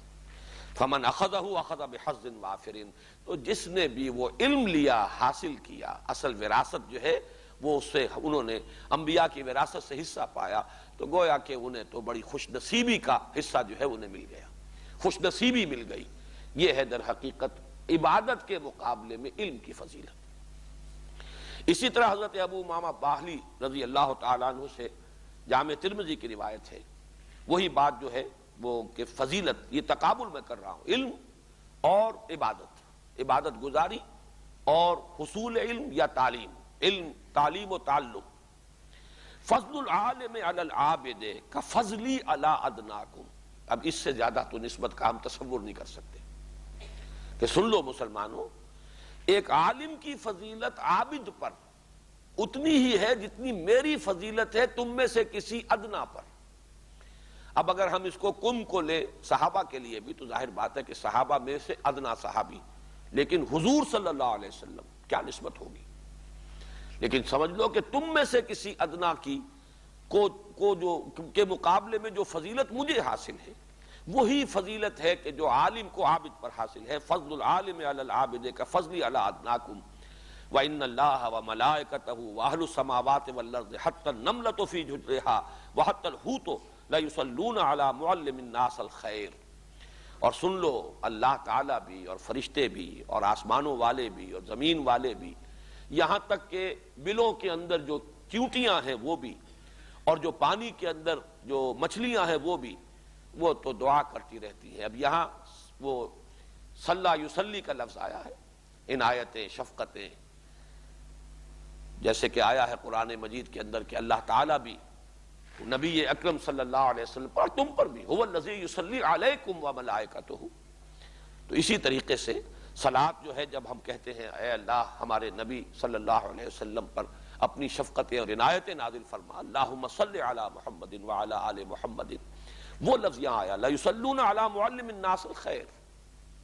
جو شخص لوگوں کو خیر سکھا رہا ہو، اس خیر کے لفظ پر پھر بعد میں گفتگو ہوگی کہ اس کا جب اطلاق عام تو ہوگا، لیکن تعلیم خیر ہے یا بھلا علم، بھلائی کا علم دے رہا ہو، اور اس میں چوٹی پر ہوگا قرآن مجید. ہوا خیر مما یجمعون، جو بھی کچھ لوگ جمع کر رہے ہیں، جو بھی جن کی قدر و قیمت کا ان کے دلوں میں کوئی احساس ہے، ان سب سے بڑھ کر قیمتی شے یہ قرآن ہے. تو قرآن مجید کے علم کو عام کرنا اور لوگوں تک اس کی تلقین کرنا اور اس کی تعلیم کو پہنچانا، گویا کہ یہ وہ ہے کہ جس کے بارے میں فرمایا کہ اللہ تعالیٰ بھی اپنی عنایتیں اور شفقتیں نازل فرماتا ہے، فرشتے بھی ان کے لیے دعائیں کرتے ہیں، یہاں تک کہ چیونٹیاں جو ہیں اپنے بلوں کے اندر اور سمندروں میں یا دریاؤں میں جو مچھلیاں ہیں وہ بھی ان کے حق میں دعائیں خیر کرتی ہیں. سنن دارمی میں ہے حضرت حسن رحمت اللہ علیہ، حسن بصری سے مرسلاً، سئل رسول اللہ صلی اللہ علیہ وسلم عن رجلین، سوال کیا گیا اللہ کے رسول صلی اللہ علیہ وسلم سے دو اشخاص کے بارے میں کہ ان میں سے کون افضل ہے، کس کی قدر و قیمت اللہ کی نگاہ میں زیادہ ہے. کانا فی بنی اسرائیل، یہ دو اشخاص تھے بنی اسرائیل میں سے. احدہما کانا عالما، ان میں سے ایک عالم تھا، صاحب علم تھا، اور اس کا طرز عمل کیا تھا؟ یصلی المکتوبۃ ثم یجلس فیعلم الناس الخیر، کہ وہ صرف فرض نمازیں ادا کرتا تھا، پڑھتا تھا، نماز پڑھتا تھا فرض، اور پھر وہ بیٹھ جاتا تھا لوگوں کو خیر کی تعلیم دینے کے لیے. والآخر یصوم النہار ویقوم اللیل، اور دوسرا وہ تھا کہ جو ہر روز روزہ رکھتا تھا اور ہر شب وہ بیدار رہتا تھا اور کھڑا رہتا تھا اللہ کی عبادت میں. یعنی قائم اللیل بھی ہے، صائم الدہر بھی ہے، ہر روز اس کا روزہ ہے اور ہر شب جو ہے وہ اس میں قیام کر رہا ہے. یصوم النہار ویقوم اللیل. ایہما افضل، اے نبی بتائیے ان میں سے افضل کون ہے؟ اب جواب سنیے، اور یہ معاملہ دیکھیے اس کی اہمیت کہ یہ سوال کیا گیا، یہ بڑا بنیادی سوال ہے. سارا معاملہ ویلیوز کا ہے. اگر اقدار غلط ہو جائیں، اگر اس میں امبیلنس پیدا ہو جائے، اگر غلط جو ہے جھکاؤ ہو جائے اور صحیح بات کی طرف جتنا زور ہونا چاہیے نہ رہے تو طرز عمل بدل جائے گا، اور انفرادی طرز عمل کے بدلنے ہی سے پھر پورا فساد جو ہے اور عدم توازن جو ہے وہ پورے معاشرے میں، پورے نظام کے اندر رونما ہو کر رہے گا. اصل شے ہے ہی عدل اور اعتدال، اور سب سے مشکل کام یہی ہے. انتہا پسند ہو جانا، یک رخا بن جانا، یہ بہت آسان ہے. اصل شے کیا ہے کہ آپ دونوں چیزوں کو جمع کر سکیں پورے عدل اور توازن اور اعتدال کے ساتھ. وَلَهُ آخرہ، سوال آپ سن چکے ہیں جو حضور سے کیا گیا. اب جواب جو ہے پوری توجہ سے سنیے. قال رسول اللہ صلی اللہ علیہ وسلم فضل هذا العالم الذي يصلي المكتوبة ثم يجلس فيعلم الناس الخير على العابد الذي يصوم النهار ويصلي الليل كفضل على ادناكم. وہی الفاظ جو سابق حدیث میں آئے تھے، لیکن یہاں تعین ہو گیا، اور جواب میں بھی حضور نے وہ پوری تفصیل دہرا دی ہے کہ اس عالم کی فضیلت کہ جو صرف فرض نماز ادا کرتا ہو اور پھر بیٹھ جاتا ہو لوگوں کو خیر کی تعلیم اور تلقین کے لیے، اس عابد کے مقابلے میں کہ جو رات بھر کھڑا رہتا ہو اور روزانہ روزہ رکھتا ہو، اس کی فضیلت وہی ہے جو میری فضیلت ہے تم میں سے کسی ادنا پر، تم میں سے جو کم ترین ہو سکتا ہے. اب یہ تم کو اگر عام لیں گے تو مسلمانوں میں سے کم ترین، اور اگر اسے خاص بھی کر دیں صحابہ کرام کے لیے تو گویا کہ صحابہ میں سے جو بھی کم تر درجے کے ہیں اور جو کم ترین ہیں ادناکم، ان پر جو فضیلت محمد الرسول اللہ صلی اللہ علیہ وسلم کو حاصل ہے وہی ریشو پروپورشن ذہن میں رکھیے ان دو کاموں کے درمیان۔ اس سے آپ کو اندازہ ہو رہا ہوگا کہ ہمارے دینی اور مذہبی طبقات کے اندر، چاہے وہ مدرسے کا طبقہ ہو اور چاہے خانقاہ کا حلقہ ہو، ان دونوں میں یہ ویلیو کس طریقے سے بالکل تلپٹ ہو چکی ہے، اس کی وہ اہمیت، اس کی طرف وہ توجہ، یہ احساس اور شعور جو ہے وہی در حقیقت ہمارا جو ہے ڈسٹرب ہو چکا، ختم ہو چکا، اور اسی کا نتیجہ ہے پھر جو نکل رہا ہے۔ اس کے بعد چند چھوٹی چھوٹی حدیثیں ہیں اور یہ تو بہت مشہور بھی ہیں۔ بخاری کی روایت ہے حضرت عثمان بن عفان رضی اللہ تعالی عنہ سے، خیرکم من تعلم القرآن وعلمہ۔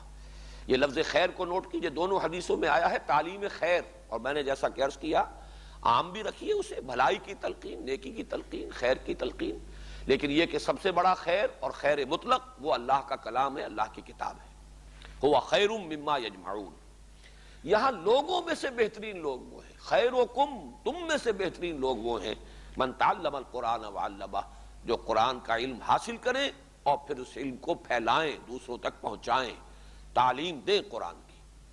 اور اسی طرح بخاری کی حضرت عبداللہ ابن عمرو بن العاص سے روایت ہے، بلغوا عنی ولو آیۃ، پہنچاؤ میری جانب سے ایک ہی آیت پہنچاؤ۔ اس پہ جو تعلیم قرآن اور تبلیغ قرآن کی جو اہمیت اور اس پر جو زور اور تاکید ہے اس کا اس سے اندازہ ہوگا، چاہے ایک ہی آیت۔ اکثر کے نزدیک تو یہ ہے کہ ایک آیت سے مراد ایک ہی آیت ہے، لیکن بعض حضرات کے نزدیک یہ ہے کہ ایک آیت نہیں بلکہ ایک جملہ مفیدہ، یعنی ایک ایسا کہ جملہ مکمل ہو جائے، چاہے وہ دو آیتوں سے مل کر جملہ بن رہا ہو۔ لیکن بہرحال اس میں اصل میں یہ تو بحث ہو جائے گی ٹیکنیکل۔ اصل بات کیا ہے کہ قرآن مجید کی تعلیم اور قرآن مجید کی تبلیغ یہ ہے اللہ کو کس قدر کس درجے میں مطلوب ہے مسلمانوں سے کروانی، کہ حضور فرما رہے ہیں کہ پہنچاؤ میری جانب سے ایک ہی آیت۔ اگلی حدیث یہ بھی بخاری اور مسلم دونوں میں ہے، متفق علیہ، حضرت معاویہ رضی اللہ تعالی عنہ سے۔ اس میں جو لفظ آیا ہے یہ بہت قابل توجہ ہے، تفقہ، فہم۔ ایک علم ہے، علم میں زیادہ زور جو ہوتا ہے وہ معلومات، اس کی وسعت۔ ایک ہے تفقہ، اس کا فہم، گہرائی میں اس کی حکمت کو سمجھنا، اس کی گہرائی میں اتر کر اس میں جو حکمت مضمر ہیں، اس میں جو علم ہے، جو معرفت ہے، جو اصول اس کے اندر پنہا ہے، ان کا فہم۔ فرمایا نبی اکرم صلی اللہ علیہ وسلم نے، من یرد اللہ بہ خیرا یفقہہ فی الدین وانما انا قاسم واللہ یعطی۔ اللہ تعالیٰ، یہاں بھی لفظ خیر کو نوٹ کیجئے، اللہ تعالیٰ اپنے جس بندے کے حق میں خیر کا فیصلہ کر لیتا ہے اسے دین کا فہم عطا کر دیتا ہے۔ تفقہ، ہمارے ہاں بعد میں فقہ کے نام سے دین کا ایک علم ہے، وہ اپنی جگہ پر اس کا اسم علم بن گیا ہے، عنوان بن گیا ہے، یعنی جزیات کا علم، احکام کی تفصیلات کا علم، وہ علم فقہ ہے۔ اگرچہ اس میں بھی اصول فقہ جو ہے وہ بھی اسی کا ایک حصہ ہے، اور ظاہر بات ہے کہ وہ ہے اصول، کس طرح استنباط کیا جائے گا قرآن اور سنت سے احکام کا۔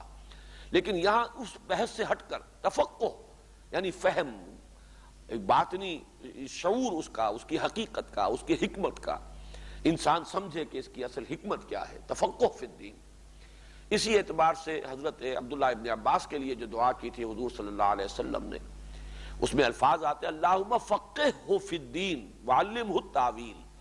اے اللہ اس نوجوان کو، اپنے اس بندے کو دین کا فہم عطا فرما، تفقہ عطا فرما، سمجھ عطا فرما، گہری بصیرت باطنی عطا فرما، دینی حقائق تک اس کو رسائی حاصل عطا فرما، اور اس کی پھر وضاحت گویا کہ ہے علمہ التاویل، قرآن مجید کا جو تاویل کا علم ہے، تفسیر کا علم، وہ بھی اسے وافر حصہ وافر عطا فرما۔ ساتویں حدیث ہے مسلم شریف میں حضرت ابو ہریرہ رضی اللہ تعالی عنہ سے، الناس معادن کمعادن الذهب والفضہ خیارہم فی الجاہلیت خیارہم فی الاسلام اذا فقہوا۔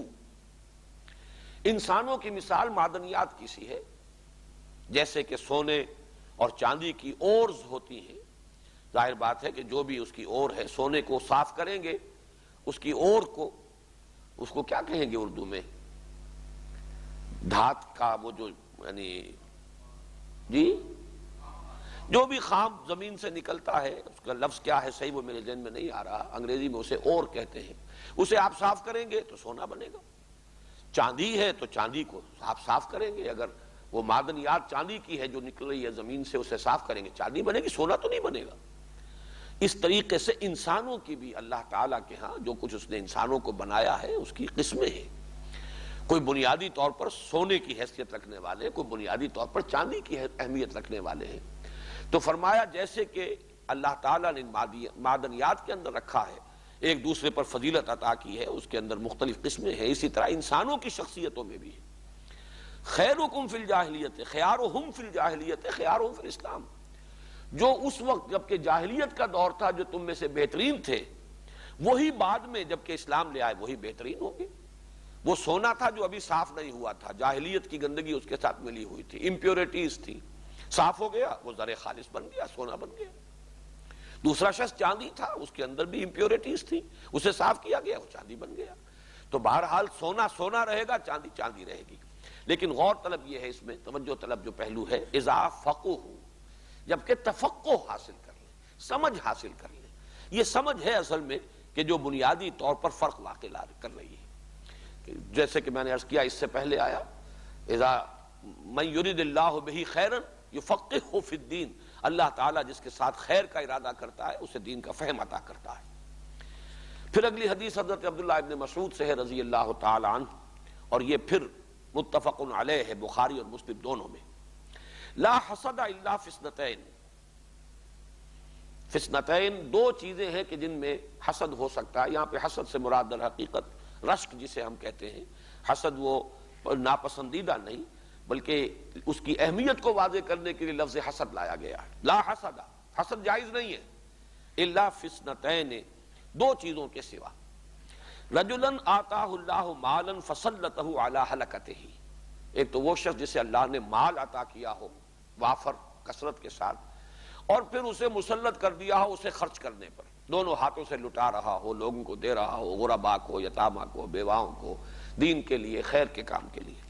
وَرَجُلًا آتَاهُ اللَّهُ الْحِكْمَةَ، اب یہاں نوٹ کیجئے وہاں تفقہ کا لفظ آیا یا حکمت کا لفظ آیا، خیر کا لفظ آیا تھا اس سے پہلے، تو خیر، حکمت، تفقہ، تو وہ دوسرا شخص جس کو اللہ نے حکمت عطا فرمائی ہو، دانائی عطا فرمائی ہو، فَهُوَ يَقْضِي بِهَا وَيُعَلِّمُهَا، تو اب اس کے اندر دونوں شرطیں، وہ حکمت ہی کے تحت فیصلے بھی کرتا ہو اور حکمت ہی کو لوگوں میں پھیلا رہا ہو، عام کر رہا ہو، انہیں تعلیم دے رہا ہو، جیسے کہ 4 مرتبہ قرآن مجید میں اصطلاح آئی ہے، تعلیم کتاب کے ساتھ تعلیم حکمت، وَيُعَلِّمُهُمُ الْكِتَابَ وَالْحِكْمَةَ، تعلیم حکمت۔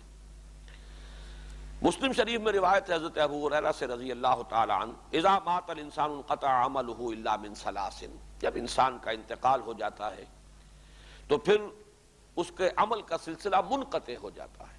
اب جو کمانا تھا کما لیا، جو بھی کمائی کرنی تھی ہو چکی، الا من ثلاث، سوائے 3 جہتوں کے، 3 چیزوں سے اس کے عمل کا سلسلہ، اس کی نیکی کا، اس کے لیے بھلائی کا اندراج اس کے حساب میں ہوتا رہے گا۔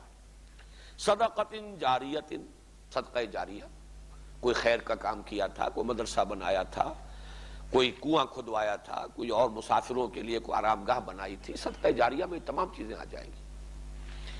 او علم ينتفع به، یا وہ علم جس سے نفع اٹھایا جا رہا ہو، جو بھی علم ہے اس نے اس کو پھیلایا ہے، اب جہاں تک اس کا سلسلہ پھیلے گا، اس کے شاگرد جہاں تک پہنچائیں گے، پھر اس کے شاگرد جہاں اور آگے پھیلائیں گے، اور جہاں اس سے انتفاع کیا جا رہا ہو، فائدہ اٹھایا جا رہا ہو، اس سے بھی اس کے حساب میں اندراج ہوتا رہے گا۔ او ولد صالح یدعو لہ، یا پھر وہ اولاد صالح نیک جو اس کے لیے دعا کرے۔ یہ 3 کھاتے ہیں جو کھلے رہیں گے، باقی اس کا اپنا جو عمل کا کھاتا تھا وہ ظاہر بات ہے کہ جب موت واقع ہو گئی اس کا دفتر بند ہو گیا۔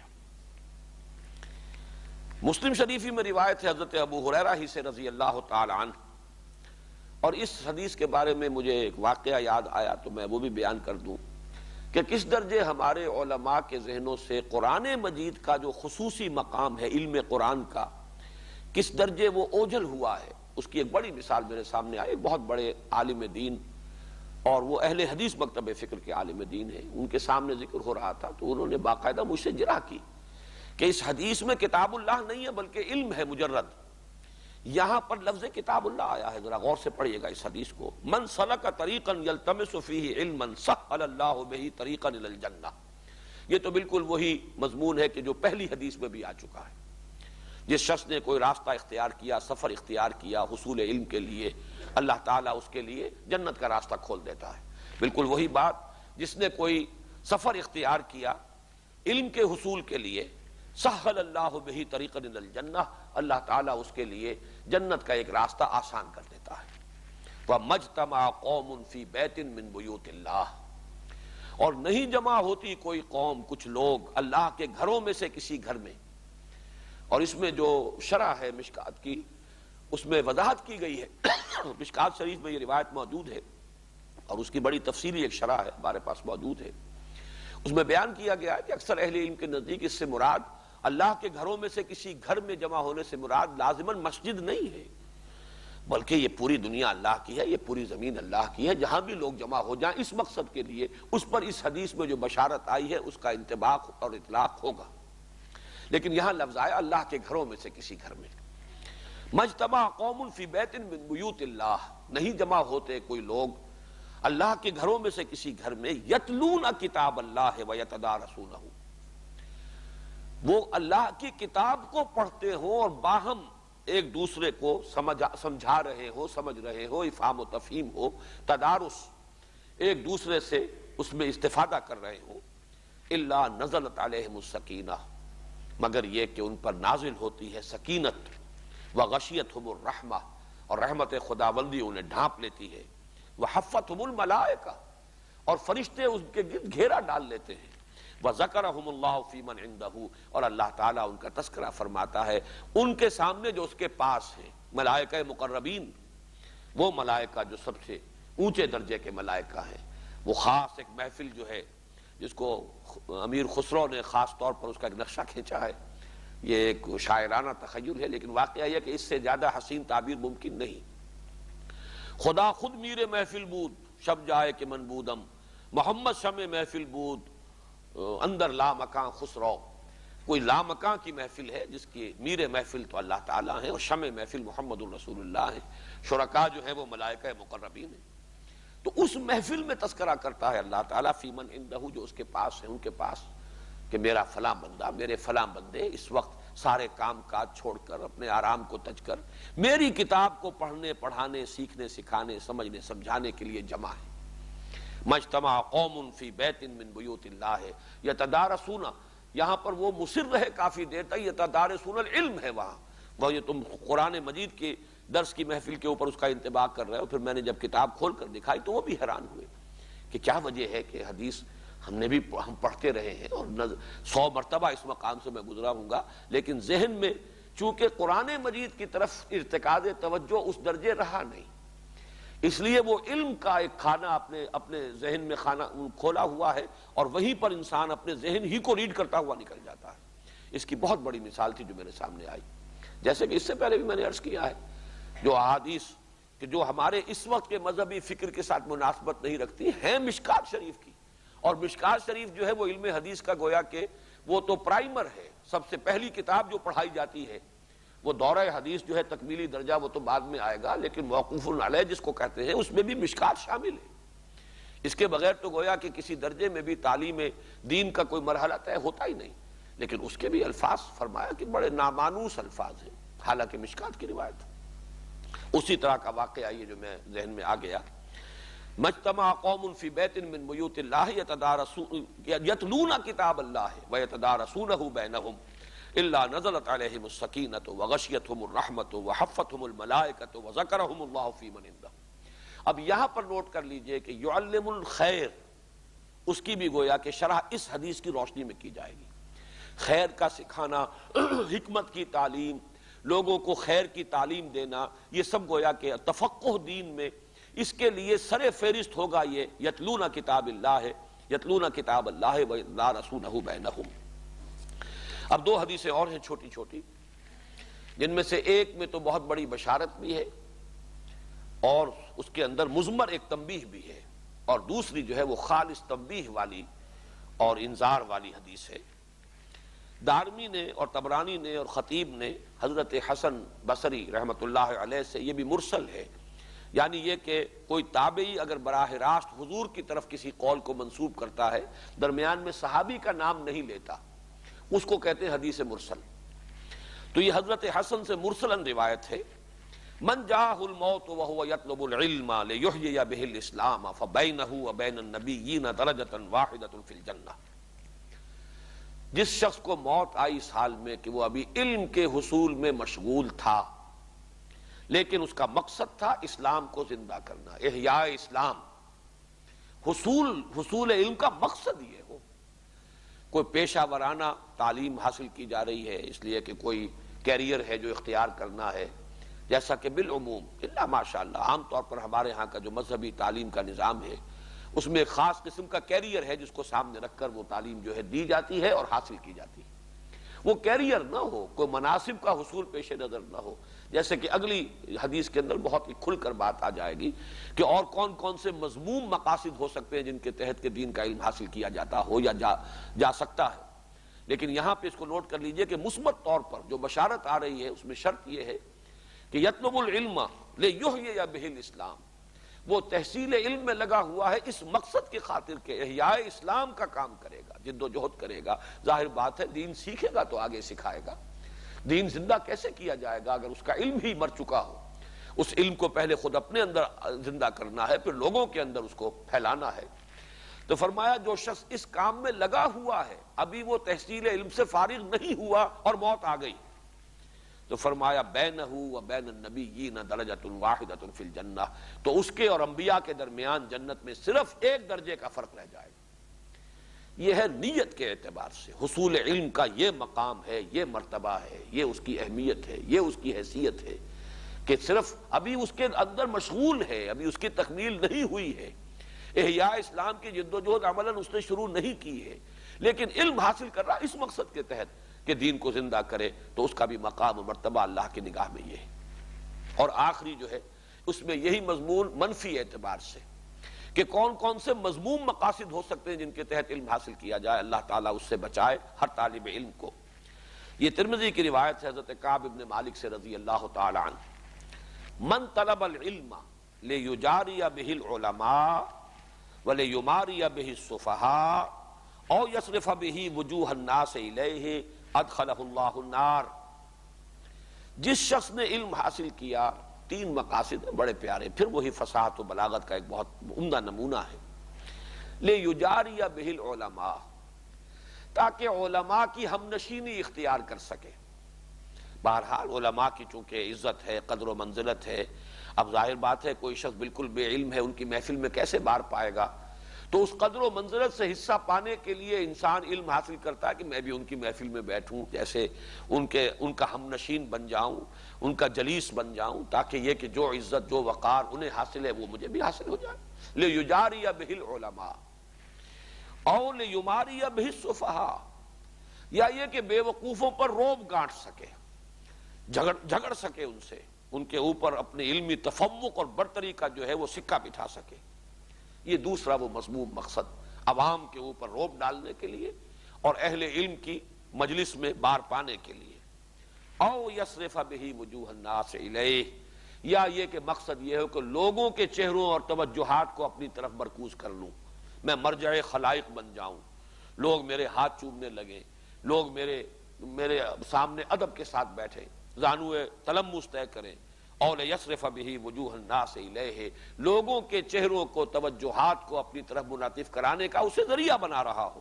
ادخلہ اللہ النار، اللہ تعالیٰ اس شخص کو لازماً جہنم میں پہنچا کر رہے گا، آگ میں داخل کرے گا۔ یہ تو میں نے احادیث آپ کو سنائی ہے کہ علم کی جو فضیلت ہے مطلقاً وہ آپ حضرات کے سامنے آ جائے، خاص طور پر بمقابلہ عبادت، زہد، عبادت، ریاضت، بمقابلہ تعلیم و تعلم، تعلیم الناس الخیرہ، لوگوں کو خیر کی، حکمت کی تعلیم دینا، قرآن کا پڑھنا پڑھانا، سیکھنا سکھانا، اس کا ان دونوں کا تقابل آپ کریں تو یہ جو ہے نسبت و تناسب صحیح ذہن کے اندر رہنا چاہیے، تبھی ہماری جو ٹائم ایلوکیشن ہے، اپنی توجہات اور محنت اور جد و جہد ہے، اس کے اندر صحیح توازن قائم ہو سکے گا۔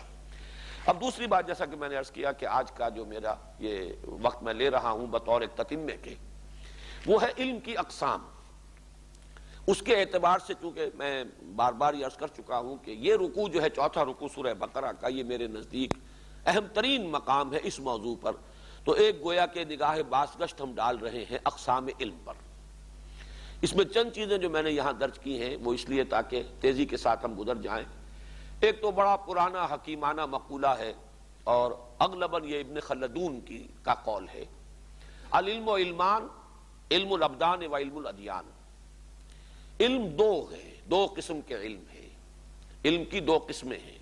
ایک علم الابدان، بدنوں کا یا اشیاء کا یا چیزوں کا، باڈیز کا علم، ظاہر بات ہے فزیکل آبجیکٹس، فزیکل باڈیز، ان کا علم۔ اور دوسرا علم الادیان، دین کا علم، اوامر و نواہی، خیر و شر کا علم، اس کی پہچان۔ سورہ بقرہ کے چوتھے رکوع میں واقعہ یہ ہے کہ اسی کے حوالے سے ہم کہہ سکتے ہیں، ذہن میں اس کا ایک ربط قائم کر سکتے ہیں، ایسوسیشن، مینٹل ایسوسیشن۔ علم الاسماء، یہ گویا کہ علم الاشیاء ہے، علم الابدان ہے، وہ ہے جس کی بنیاد پر خلافت کا معاملہ ہے۔ اس لیے کہ جو بھی استفہام تھا فرشتوں کا، وہ در حقیقت اس کا جو جواب اللہ نے دیا ہے تو وہ اسی حوالے سے کہ میں صرف اسے اختیار اور خلافت نہیں دے رہا، علم دے رہا ہوں۔ تو یہ علم الاسماء ہے۔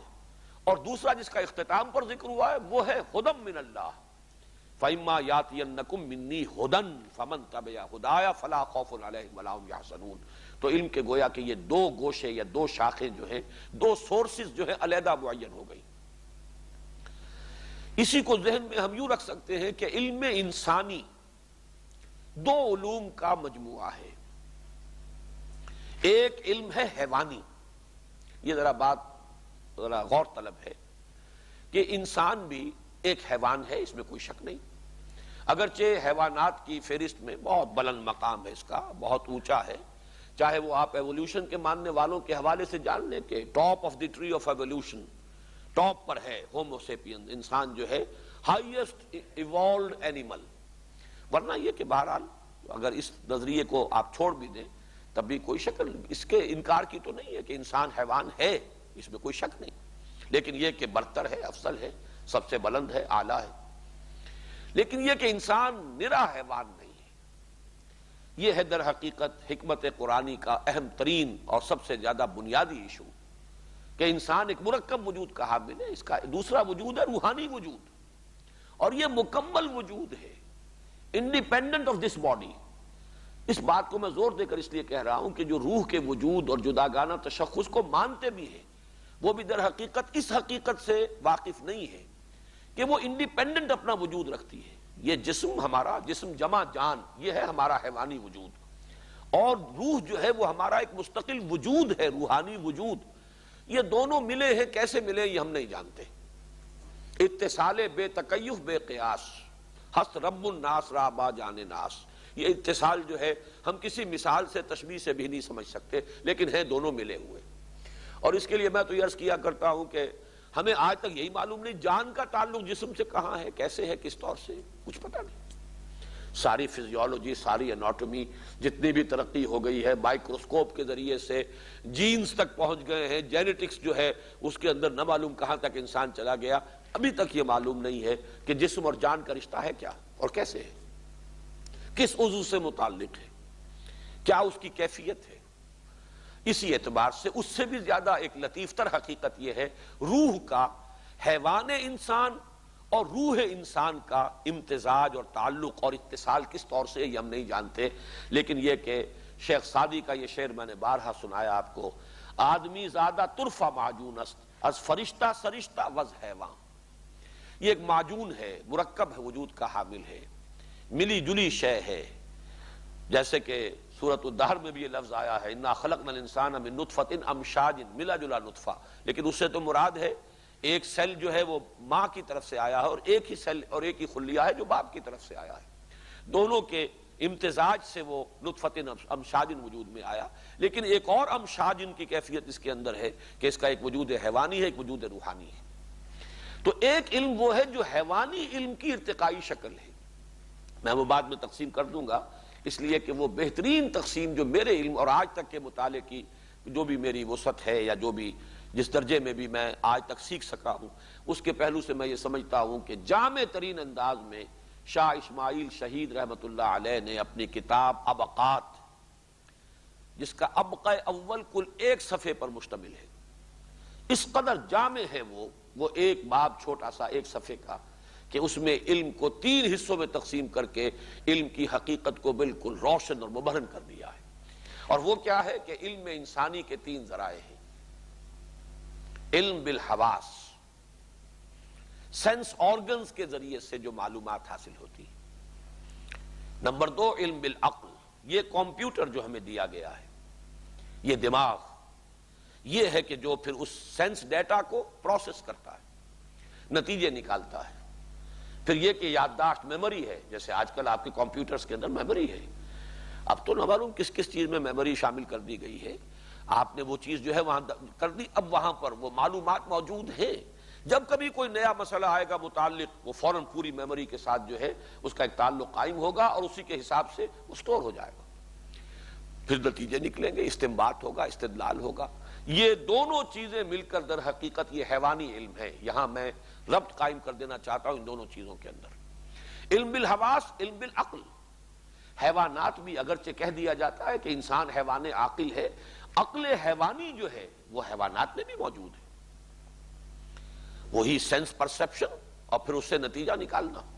میں نے بارہا ایک سادی سی مثال دی ہے اس لیے کہ وہ میری اپنی آبزرویشن تھی۔ ایک کیڑا ایک خاص رخ پر جا رہا تھا، میں نے اس کے آگے ایک تنکا رکھ دیا، اس نے اپنا رخ بدل لیا، گویا کہ سینس پرسپشن ہے اس کے اندر، اس نے محسوس کیا ہے کہ کوئی رکاوٹ ہے اور اس رکاوٹ سے مجھے بچنا ہے، فیصلہ کیا ہے، ریزننگ ہے، اس نے ڈائریکشن چینج کی ہے اور ریزننگ کے بغیر نہیں ہے۔ پھر یہ کہ میں نے دوبارہ اس رخ پر بھی رکھ دیا، پھر اس نے اپنا رخ بدلا، 3-4 مرتبہ کے بعد پھر اس نے اس تنکے کے اوپر سے اس کو کراس کیا اور گزرا اس کے اوپر سے، معلوم ہوا کہ ڈیسیژن، فیصلہ اس حد تک کہ یہ رکاوٹ جان نہیں چھوڑ رہی، لہذا I have to overcome it۔ اب یہ فیصلہ جو ہے، یہ سارا استدلال، استنتاج، یہ سارا جو ہے اس سے نتیجہ نکالنا، پھر اس پر عمل کرنا، اسی کو آپ 1000 سے لاکھ سے کروڑ سے ضرب دے لیجئے تو انسان کا بھی جو یہ کمپیوٹر بہت ڈیولپڈ ہے، اس میں کوئی شک نہیں، لیکن یہ برین، یہ جو بھی دماغ ہے، یہ تو حیوانات کے اندر موجود ہے، سینٹرل نروس سسٹم پورا کا پورا ان کے اندر موجود ہے، ان کے اندر سینسیشنز بھی ہیں، ان کے اندر پھر فیلنگز بھی ہیں، پھر ان کے اندر فیصلے کرنا اور کوئی نتیجے نکالنا، اس نتیجے پر پھر عمل کرنا، جیسا کہ سادہ سی مثال سے میں نے واضح کر دیا ہے۔ ہمارا سارا علم انسانی جو ہے یا علم حیوانی ابھی میں کہہ رہا ہوں، جو ایک رخ ہے ہمارے علم کا، اس کا سارا جو ہے بنیاد انہی 2 چیزوں پر ہے، اور یہ علم یقیناً انسان میں بہت ترقی کر گیا ہے، لیکن یہ ابھی ایک ہی شعبہ ہے علم کا۔ تیسرا جو ہے سورس علم کی، جو شاہ اسماعیل شہید رحمت اللہ علیہ نے ابقات میں، اس کتاب کا تعارف میں نے پہلے بھی کرایا، آج پھر نوٹ کرا دوں۔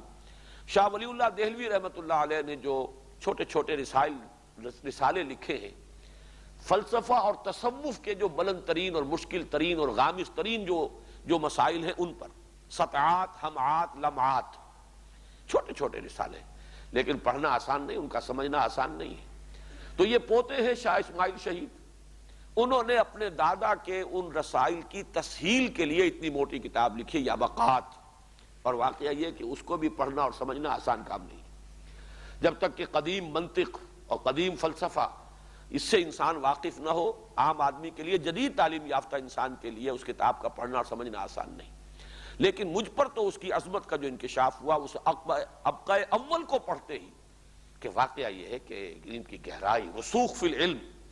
تیسرا انہوں نے کہا ہے کہ علم بالقلب، یہ علم بالقلب، قلب چونکہ مسکن ہے روح کا، یہ ہے روح کے ذریعے سے جو علم حاصل ہوتا ہے، اور قرآن مجید اس پر گواہ ہے، وہ کہیں لفظ تعقل بھی کہتا ہے، لہم قلوب لا یعقلون بہا، ان کے پاس دل ہے اس سے تعقل نہیں کرتے، سمجھتے نہیں، لا یفقہون بہا بھی آیا ہے، لہم قلوب لا یفقہون بہا فتعقلون، تاکہ تم عقل سے کام لو، تمہارے دل ہوتے فیعقلون بہا، پھر اس سے وہ عقل جو ہے اس کو استعمال کرتے اور اس سے سمجھ حاصل کرتے۔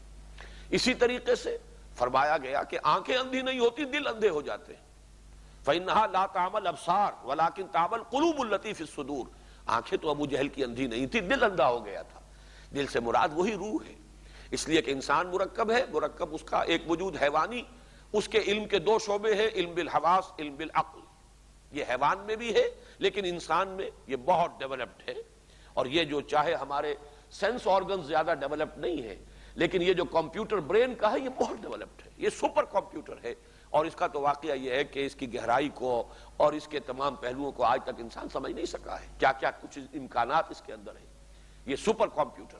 لیکن دوسرا گوشہ جو ہے روح انسانی، جس کا مسکن ہے قلب، وہ روح انسانی دیکھتی بھی ہے لیکن ان آنکھوں کے ذریعے نہیں، اس کا دیکھنا ڈائریکٹ ہے، وہ سنتی بھی ہے لیکن ان کانوں کے ذریعے سے نہیں، اس کا یہ سننا جو ہے وہ بھی براہ راست ہے، پھر وہ سوچتی بھی ہے لیکن اس کی سوچ، اس کا تعقل اس دماغ کے تعقل سے بالکل جدا شے ہے۔ یوں سمجھیے کہ ہم کہہ سکتے ہیں کہ انسان میں دو عقلیں ہیں جو اللہ نے رکھی ہیں، ایک عقل حیوانی ہے جس کا تعلق اس دماغ کے ساتھ ہے، اس برین کمپیوٹر کے ساتھ ہے، اور ایک عقل روحانی ہے جس کا تعلق قلب کے ساتھ ہے، اس لیے کہ قلب جو ہے وہ مسکن روح ہے۔ اس کے بعد ذرا یہ دوسرا جو میں نے کچھ تقسیم کی ہے، بہت تھوڑا وقت رہ گیا ہے لیکن میں یہ چاہتا ہوں، یہ کارڈ بھی میں آپ حضرات کے لیے اس کی کروا دوں گا کاپیز۔ میں نے یہ دو خانے علیحدہ علیحدہ قائم کیے ہیں، اس کو ذہن میں رکھیے، علم بالحواس جمع علم بالعقل۔ یہ ہے در حقیقت وہ انسان کا حیوانی علم، اور دوسرا ہے اس کے مقابل میں علم بالقلب یا روح، علم بالروح، اور اسی کے لیے دوسرا لفظ ہے وحی، اس کی وضاحت ابھی مزید ہو جائے گی۔ یہ جو دو علم ہیں، ان سے جو کچھ انسان حاصل کرتا ہے علم بالحواس اور علم بالعقل سے، اس کے بھی پھر دو شاخیں نیچے ہیں۔ پہلا ہے سائنس، فزیکل آبجیکٹس کا علم، مادی علم، آنکھوں نے دیکھا، کانوں نے سنا، دماغ نے نتیجہ نکالا، اس کو کہیں درج کر لیا، پھر اور مزید آبزرویشن، مزید سینس ڈیٹا کلیکٹ کیا گیا، پھر نتیجہ نکالا۔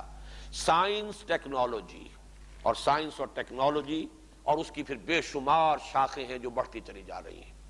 کبھی فزکس ایک مضمون کا نام تھا، اب نہ معلوم سینکڑوں شاخیں ہو چکی ہیں، کبھی کیمسٹری ایک مضمون ہوتا تھا، اب اس کی نہ معلوم کتنی شاخیں ہو چکی ہیں۔ اس اعتبار سے شاخ در شاخ، اور یہ علم ہے انسان کا، یہ علم الاسماء جو حضرت آدم علیہ السلام کو دیا گیا، یہ اس کی ایکسفولیشن ہے، یہ اس کا ظہور ہے، یہ اسی کی توسیع ہے۔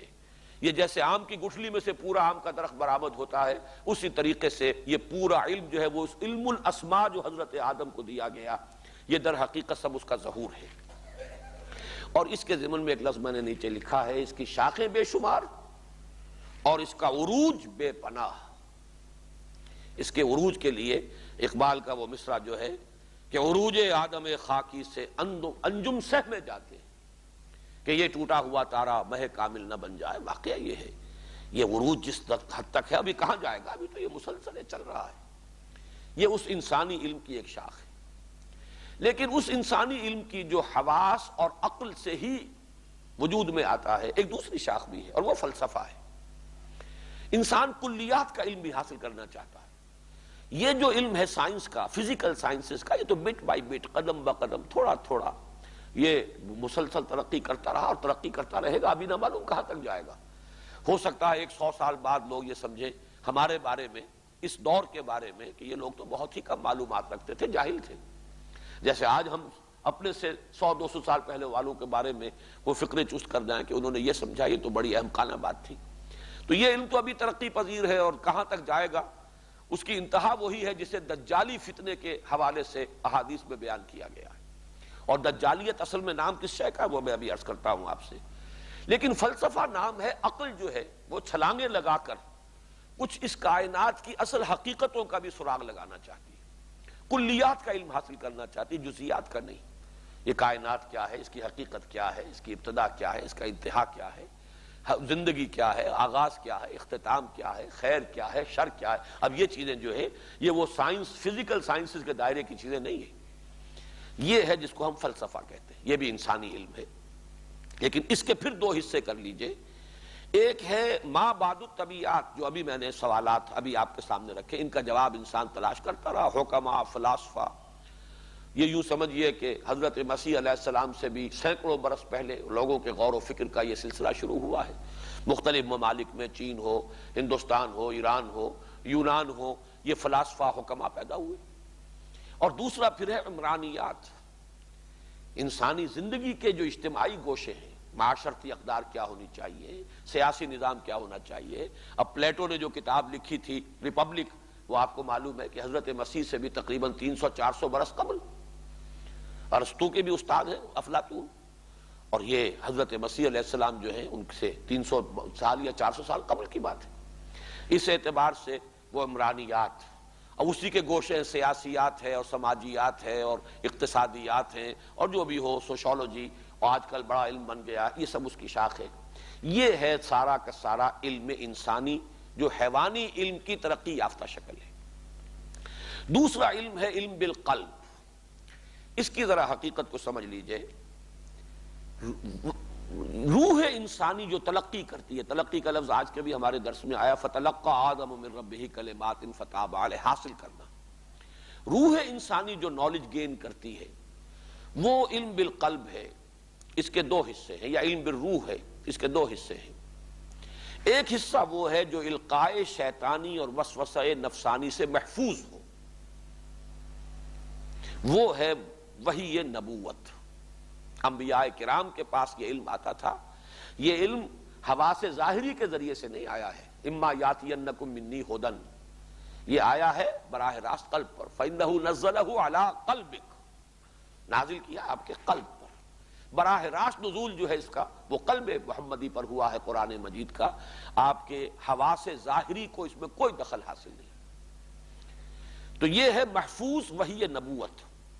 اور غیر محفوظ یہ چیز ہے کہ جو آج کل ہمارے ہاں کے جو ریشنلسٹ ہیں، چاہے وہ ایکٹیوسٹ بھی ہیں، دین کے میدان میں بہت بھاگ دوڑ بھی ہے، دینی تحریکیں بھی ہے، جد و جہد بھی ہے، لیکن اس گوشے سے چونکہ متعارف نہیں ہے بلکہ اس کا انکار کرتے ہیں، اس لیے ان کی جو بصیرت باطنی ہے اس میں یوں سمجھیے کہ اس کی ایک آنکھ بالکل بند ہے، یک رخی بصیرت ہے، ساری سوچ دینی سوچ، دینی فکر یک رخا ہو گیا۔ اور وہ یہ ہے کہ یہ غیر محفوظ سلسلہ جو ہے اسی کی شکلیں ہیں، الہام، رؤیائے صادقہ، کشف، پھر تحدیث، جیسے کہ فرمایا حضور نے ہر امت کے اندر محدثین ہیں جن سے کہ اللہ کلام کرتا ہے۔ میری امت کا محدث نہیں محدث، محدث تو اصطلاح ہے علم حدیث کے جو بڑے ماہرین ہیں، ائمہ ہیں حدیث کے، وہ محدث ہیں۔ محدث جن سے اللہ گفتگو کرتا ہے، کلام کرتا ہے، لیکن اس کے اندر محفوظیت نہیں ہے۔ ہو سکتا ہے اس میں القائے شیطانی بھی شامل ہو جائے، ہو سکتا ہے اس میں کوئی وسوسہ نفسانی بھی شامل ہو جائے، محفوظ نہیں ہے۔ لیکن یہ کہ بہرحال محفوظ ہے نبی کا معاملہ، بغیر محفوظ یہ سلسلہ آج بھی جاری ہے، تا قیام قیامت جاری رہے گا، ہمیشہ سے جاری ہے۔ اس پر بھی وحی کا اطلاق ہوتا ہے، بلکہ وحی کا لفظ جو ہے اس کا اطلاق وسوسہ شیطانی پر بھی ہے۔ ان الشیاطین لیوحون الی اولیائہم، وہ اپنے جو ساتھی ہیں، اپنے دوست، ان کو وحی کرتے رہتے ہیں۔ ایک فرشتے کے ذریعے وحی آتی ہے، ایک شیاطین کی وحی بھی ہے جس کا قرآن مجید میں ذکر ہے۔ تو نوٹ کر لیجئے کہ یہ جو علم بالقلب یا علم بالروح ہے، اس کے دو حصے علیحدہ علیحدہ، جہاں محفوظ ہو جائے گا بالکل، اللہ کی طرف سے اس کی عصمت اور اس کی حفاظت کا مکمل بندوبست ہے، نہ وسوسہ نفسانی کو اس کے اندر کوئی دخل دینے کا امکان ہے اور نہ ہی کسی القائے شیطانی کا، وہ ہے وحی نبوت۔ البتہ اس کو یہ نہ سمجھیے، بعض لوگ وحی کو ایک بالکل علیحدہ کیٹیگری سمجھتے ہیں، حالانکہ وہ کیٹیگری علیحدہ نہیں ہے۔ کیٹیگری وہی ہے جو عام انسانوں میں بھی ہے۔ عام انسانوں میں الہام ہے، القاء ہے، کشف ہے، رؤیائے صادقہ ہے، لیکن عام انسانوں میں غیر انبیاء کے اندر یہ چیزیں ہیں، محفوظ نہیں ہے۔ خطا کا امکان، القاء شیطانی کا امکان، وسوسہ نفسانی کا امکان، جبکہ یہی چیزیں جب محفوظ ہو گئیں تو وہ وحی نبوت ہے۔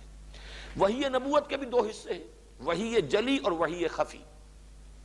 وحی خفی کیا ہے؟ یہی چیزیں جو ابھی میں نے غیر محفوظ شمار کی ہیں، یہ سب چیزیں جب نبی میں بھی ہوتی ہیں تو محفوظ ہوتی ہیں۔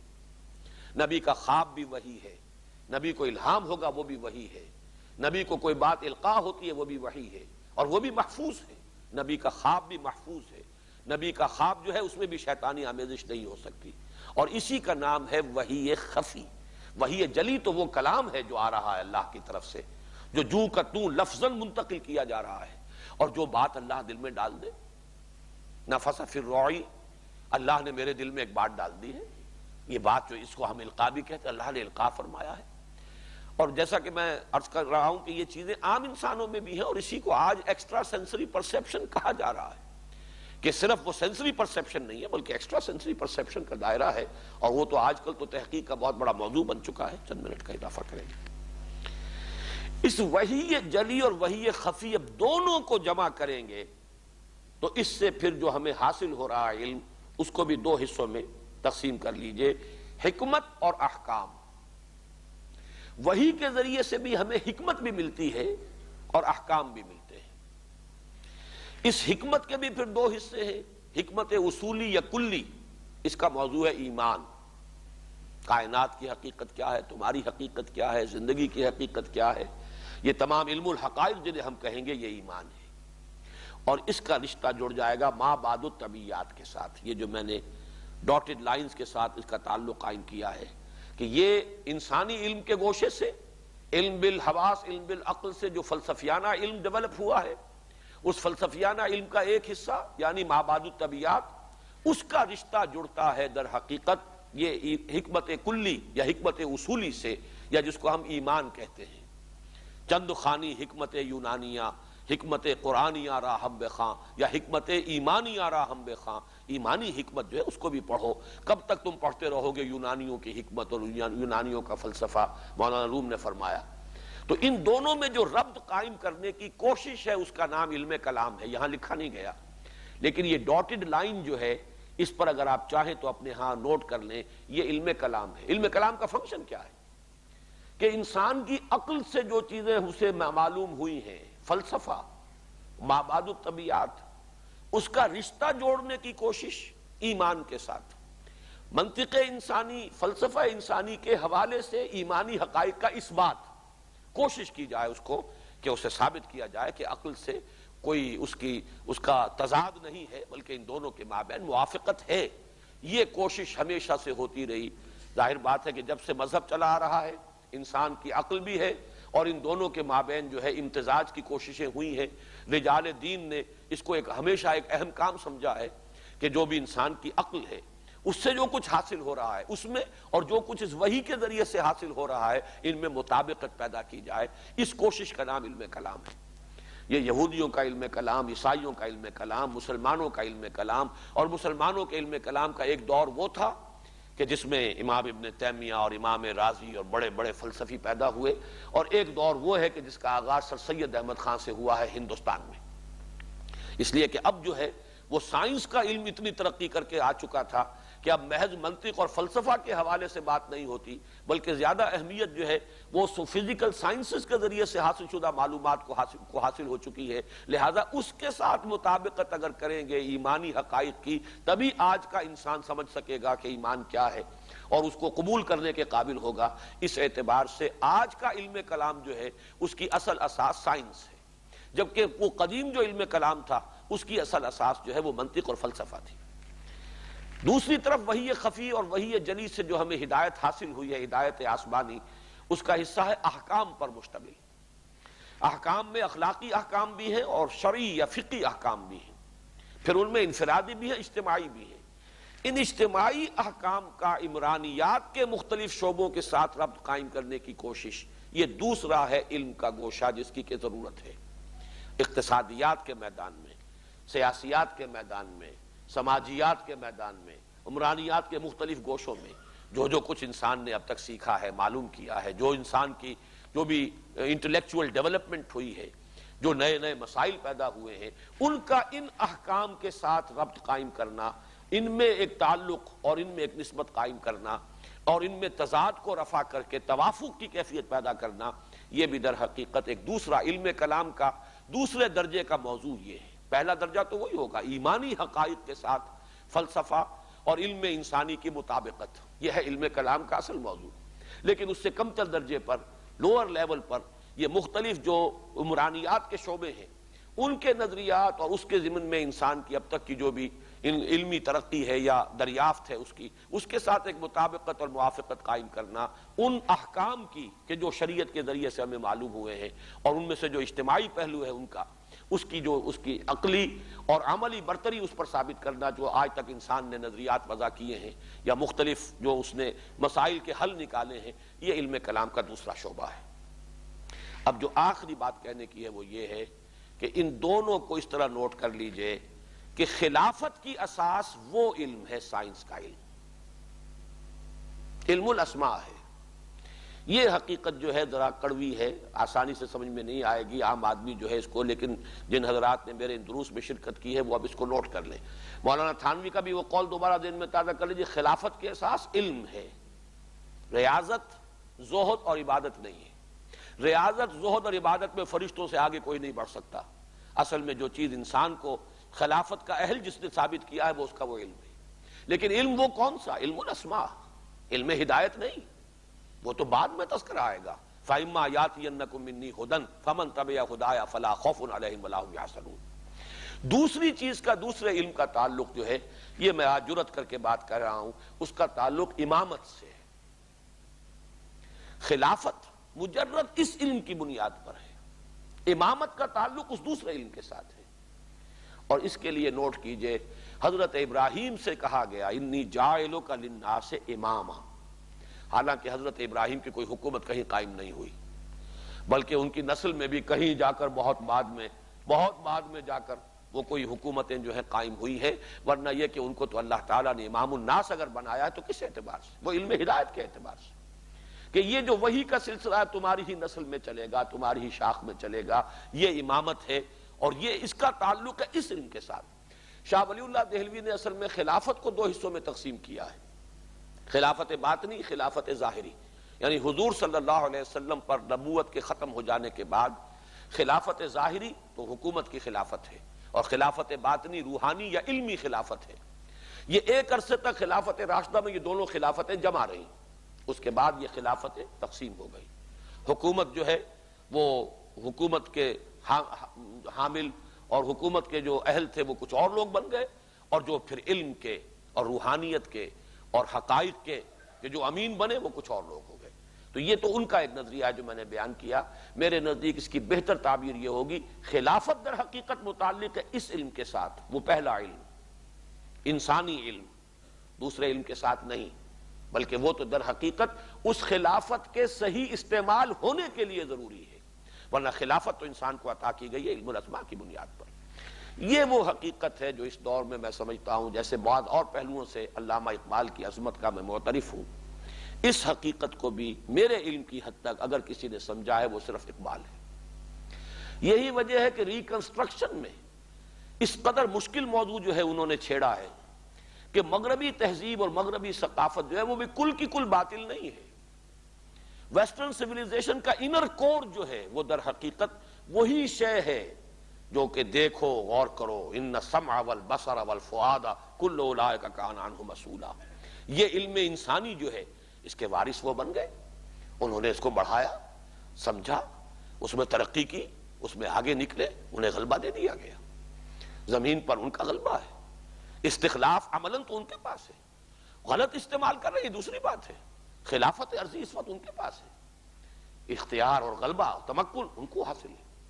یہ وہ پہلو ہے، اسی لیے میں نے اس کا پہلے بھی اقرار کیا، آج پھر اظہار کر رہا ہوں کہ حضرت عمر سے رضی اللہ تعالیٰ عنہ جو مسلم شریف میں روایت مروی ہے، اس پر ہمیشہ ذہن میں خلجان رہتا تھا کہ اس کے الفاظ یہ ہیں کہ حضور نے فرمایا ان اللہ یرفع بہذا الکتاب اقواما ویضع بہ آخرین، اللہ تعالیٰ اب اسی کتاب کی بدولت اقوام کو اٹھائے گا، ابھارے گا، ترقی دے گا، باب عروج پر پہنچائے گا، اور اسی کتاب کو چھوڑنے کی وجہ سے ذلیل و خوار کر دے گا۔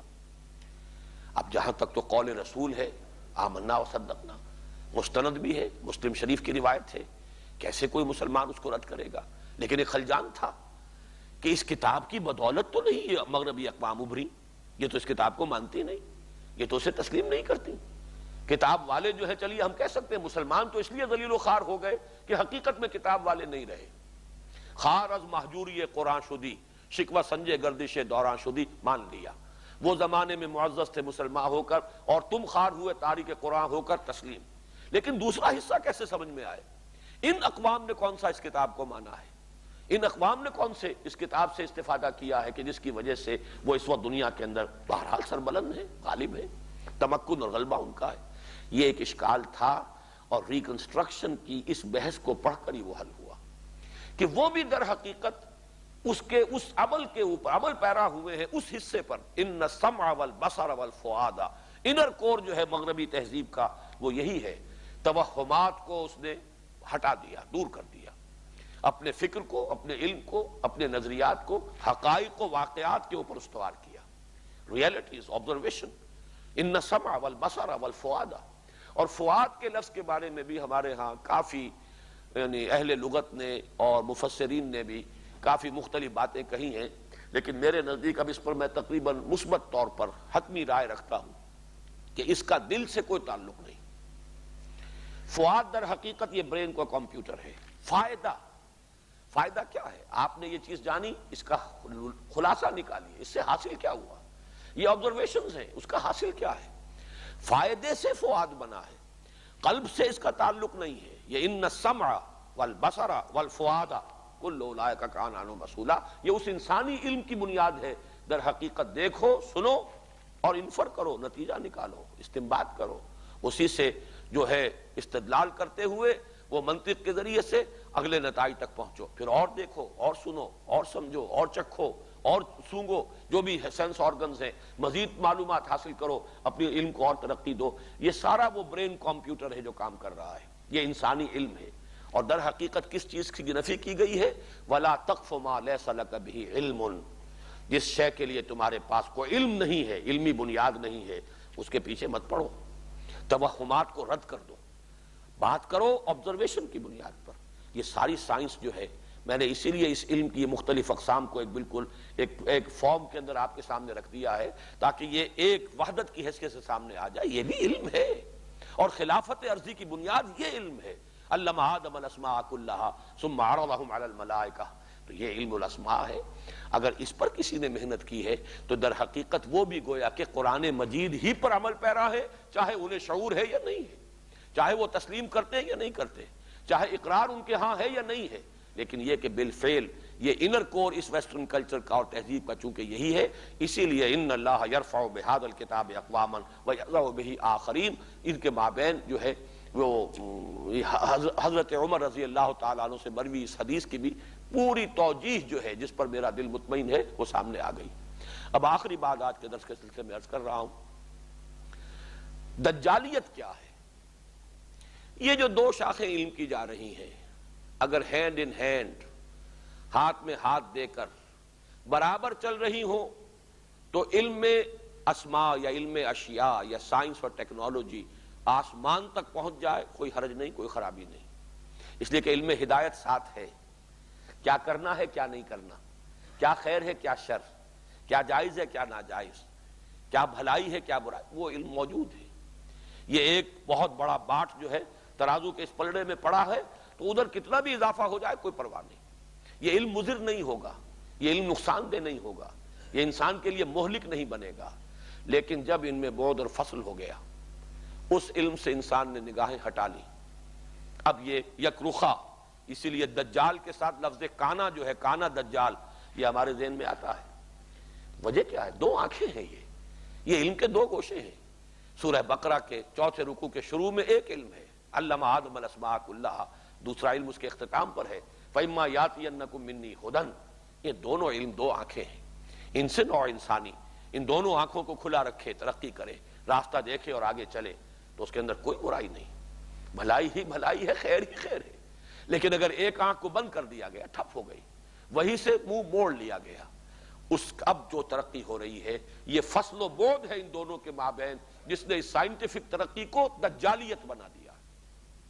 وہی دجالیت ہے جس کی حدیث کے اندر آتا ہے کہ اتنا قابو یافتہ ہو جائے گا انسان، دجال کو اتنی قدرت حاصل ہوگی کہ وہ ایک ویرانے کو کہے گا کہ اس میں سے لہلہاتی فصلیں اگیں، اور وہ ویرانہ جو ہے وہ لہلہاتی فصلیں جو ہے وہاں اگیں گی۔ وہ حکم دے گا بارش ہو، اور بارش ہوگی۔ وہ انسان کو 2 حصوں میں کاٹ دے گا، پھر جوڑ دے گا، اور وہ ٹھیک ہو جائے گا انسان۔ یہ ساری جو قدرت ہے، جو ترقی ہو رہی ہے، رسل و رسائل کے ذرائع ایسے ہو جائیں گے کہ اس کی سواری، اس کا گدھا وہ ہوگا کہ جس کا ایک قدم مدینے میں ہوگا تو دوسرا یروشلم میں ہوگا۔ وہ جو اللہ تعالیٰ کی قدرت خصوصی سے ہوا تھا کہ سبحان الذی اسریٰ بعبدہ لیلا من المسجد الحرام الی المسجد الاقصی، وہ تو پھر ایک رات کی بات تھی اس آیت کے اندر کم سے کم، اگرچہ ہوا تو ہے چشم زدن کے اندر، راتوں رات لے گیا۔ یہاں پر آج آپ دیکھ لیجئے فاصلے ختم ہو چکے، ترقی انسان کی اتنی ہے، سائنس اور ٹیکنالوجی، ظاہر بات ہے کہ یہ کسی اور جگہ سے نہیں آئی ہے، یہ اللہ کی عطا کردہ استعداد ہے۔ یہ علم وہی تھا علم آدم الاسماء کلھا، جو آدم میں ودیت کر دیا گیا، جس کے لیے پورا ایپریٹس جو ہے وضع کر دیا گیا آدم کے وجود کے اندر، اس کے اندر ودیت کر دیا گیا، اسی کا ظہور ہے۔ لیکن اس کے ساتھ وہ علم ہدایت بھی اگر ساتھ ساتھ چلتا تو کوئی خرابی نہیں تھی۔ جب اس میں سے ایک شے کا سلسلہ رک گیا یا انسان نے اس کی طرف سے اپنی نگاہ پھیر لی، اب دوسری شے جو ترقی کر رہی ہے یہ دجالیت ہے۔ اور یہ جان لیجئے وہ دجال اکبر کا ظہور بھی اب کہیں دور نہیں ہے، اور اس کی جو بھی تفاصیل آئی ہیں احادیث کے اندر، میں سمجھتا ہوں کہ آج کے مسلمان کو ضرور ان کا مطالعہ کرنا چاہیے، تیار رہنا چاہیے ان امتحانات کے لیے۔ جیسا کہ کہا گیا ہے کہ انسانوں کے لیے ایمان پر قائم رہنا ناممکن ہو جائے گا، محال کے درجے تک پہنچ جائے گا۔ اس درجے غلبہ ہوگا اس کفر کا، اور اس کا رعب اور اس کی دہشت اتنی ہوگی کہ اہل ایمان جو ہے ایمان پر قائم نہیں رہ سکیں گے۔ ایک شخص صبح کو اگر مومن اٹھے گا شام تک کافر ہو جائے گا، شام کو مومن سوئے گا صبح کو کافر ہوگا۔ یہ کیفیات آنی ہے، ان کی خبریں احادیث کے اندر موجود ہیں، اور یہ علم انسانی جس حد تک پہنچ گیا ہے، اور چونکہ ڈائیورس کر دیا گیا اسے علم ہدایت سے، ایک گوشہ بند کر دیا گیا، اس لیے اس نے دجالیت کی شکل اختیار کی ہے۔ اور اس فتنہ دجال سے حضور نے بتایا کہ تمام انبیاء پناہ مانگتے رہے، اور خود آپ کی تو وہ ہمیں دعائیں ملتی ہیں، وَأَعُوذُ بِكَ مِن فِتْنَةِ الْمَسِيحِ الدَّجَّالِ۔ تو دجالیت کی حقیقت بھی آج سامنے آ گئی۔ علم کلام کیا ہے، ان دونوں علموں کے مابین ان کے گیپ کو برج کرنے کی انسانی کوشش علم کلام ہے۔ ذہن انسانی سے، علم انسانی سے فلسفہ اور مابعد طبیعت وجود میں آئے، وحی ربانی سے ایمانی حقائق سامنے آئے، ان دونوں کو باہم ایک دوسرے کے قریب لانے کی کوشش، مطابقت اور موافقت کی کوشش، یہ علم کلام ہے۔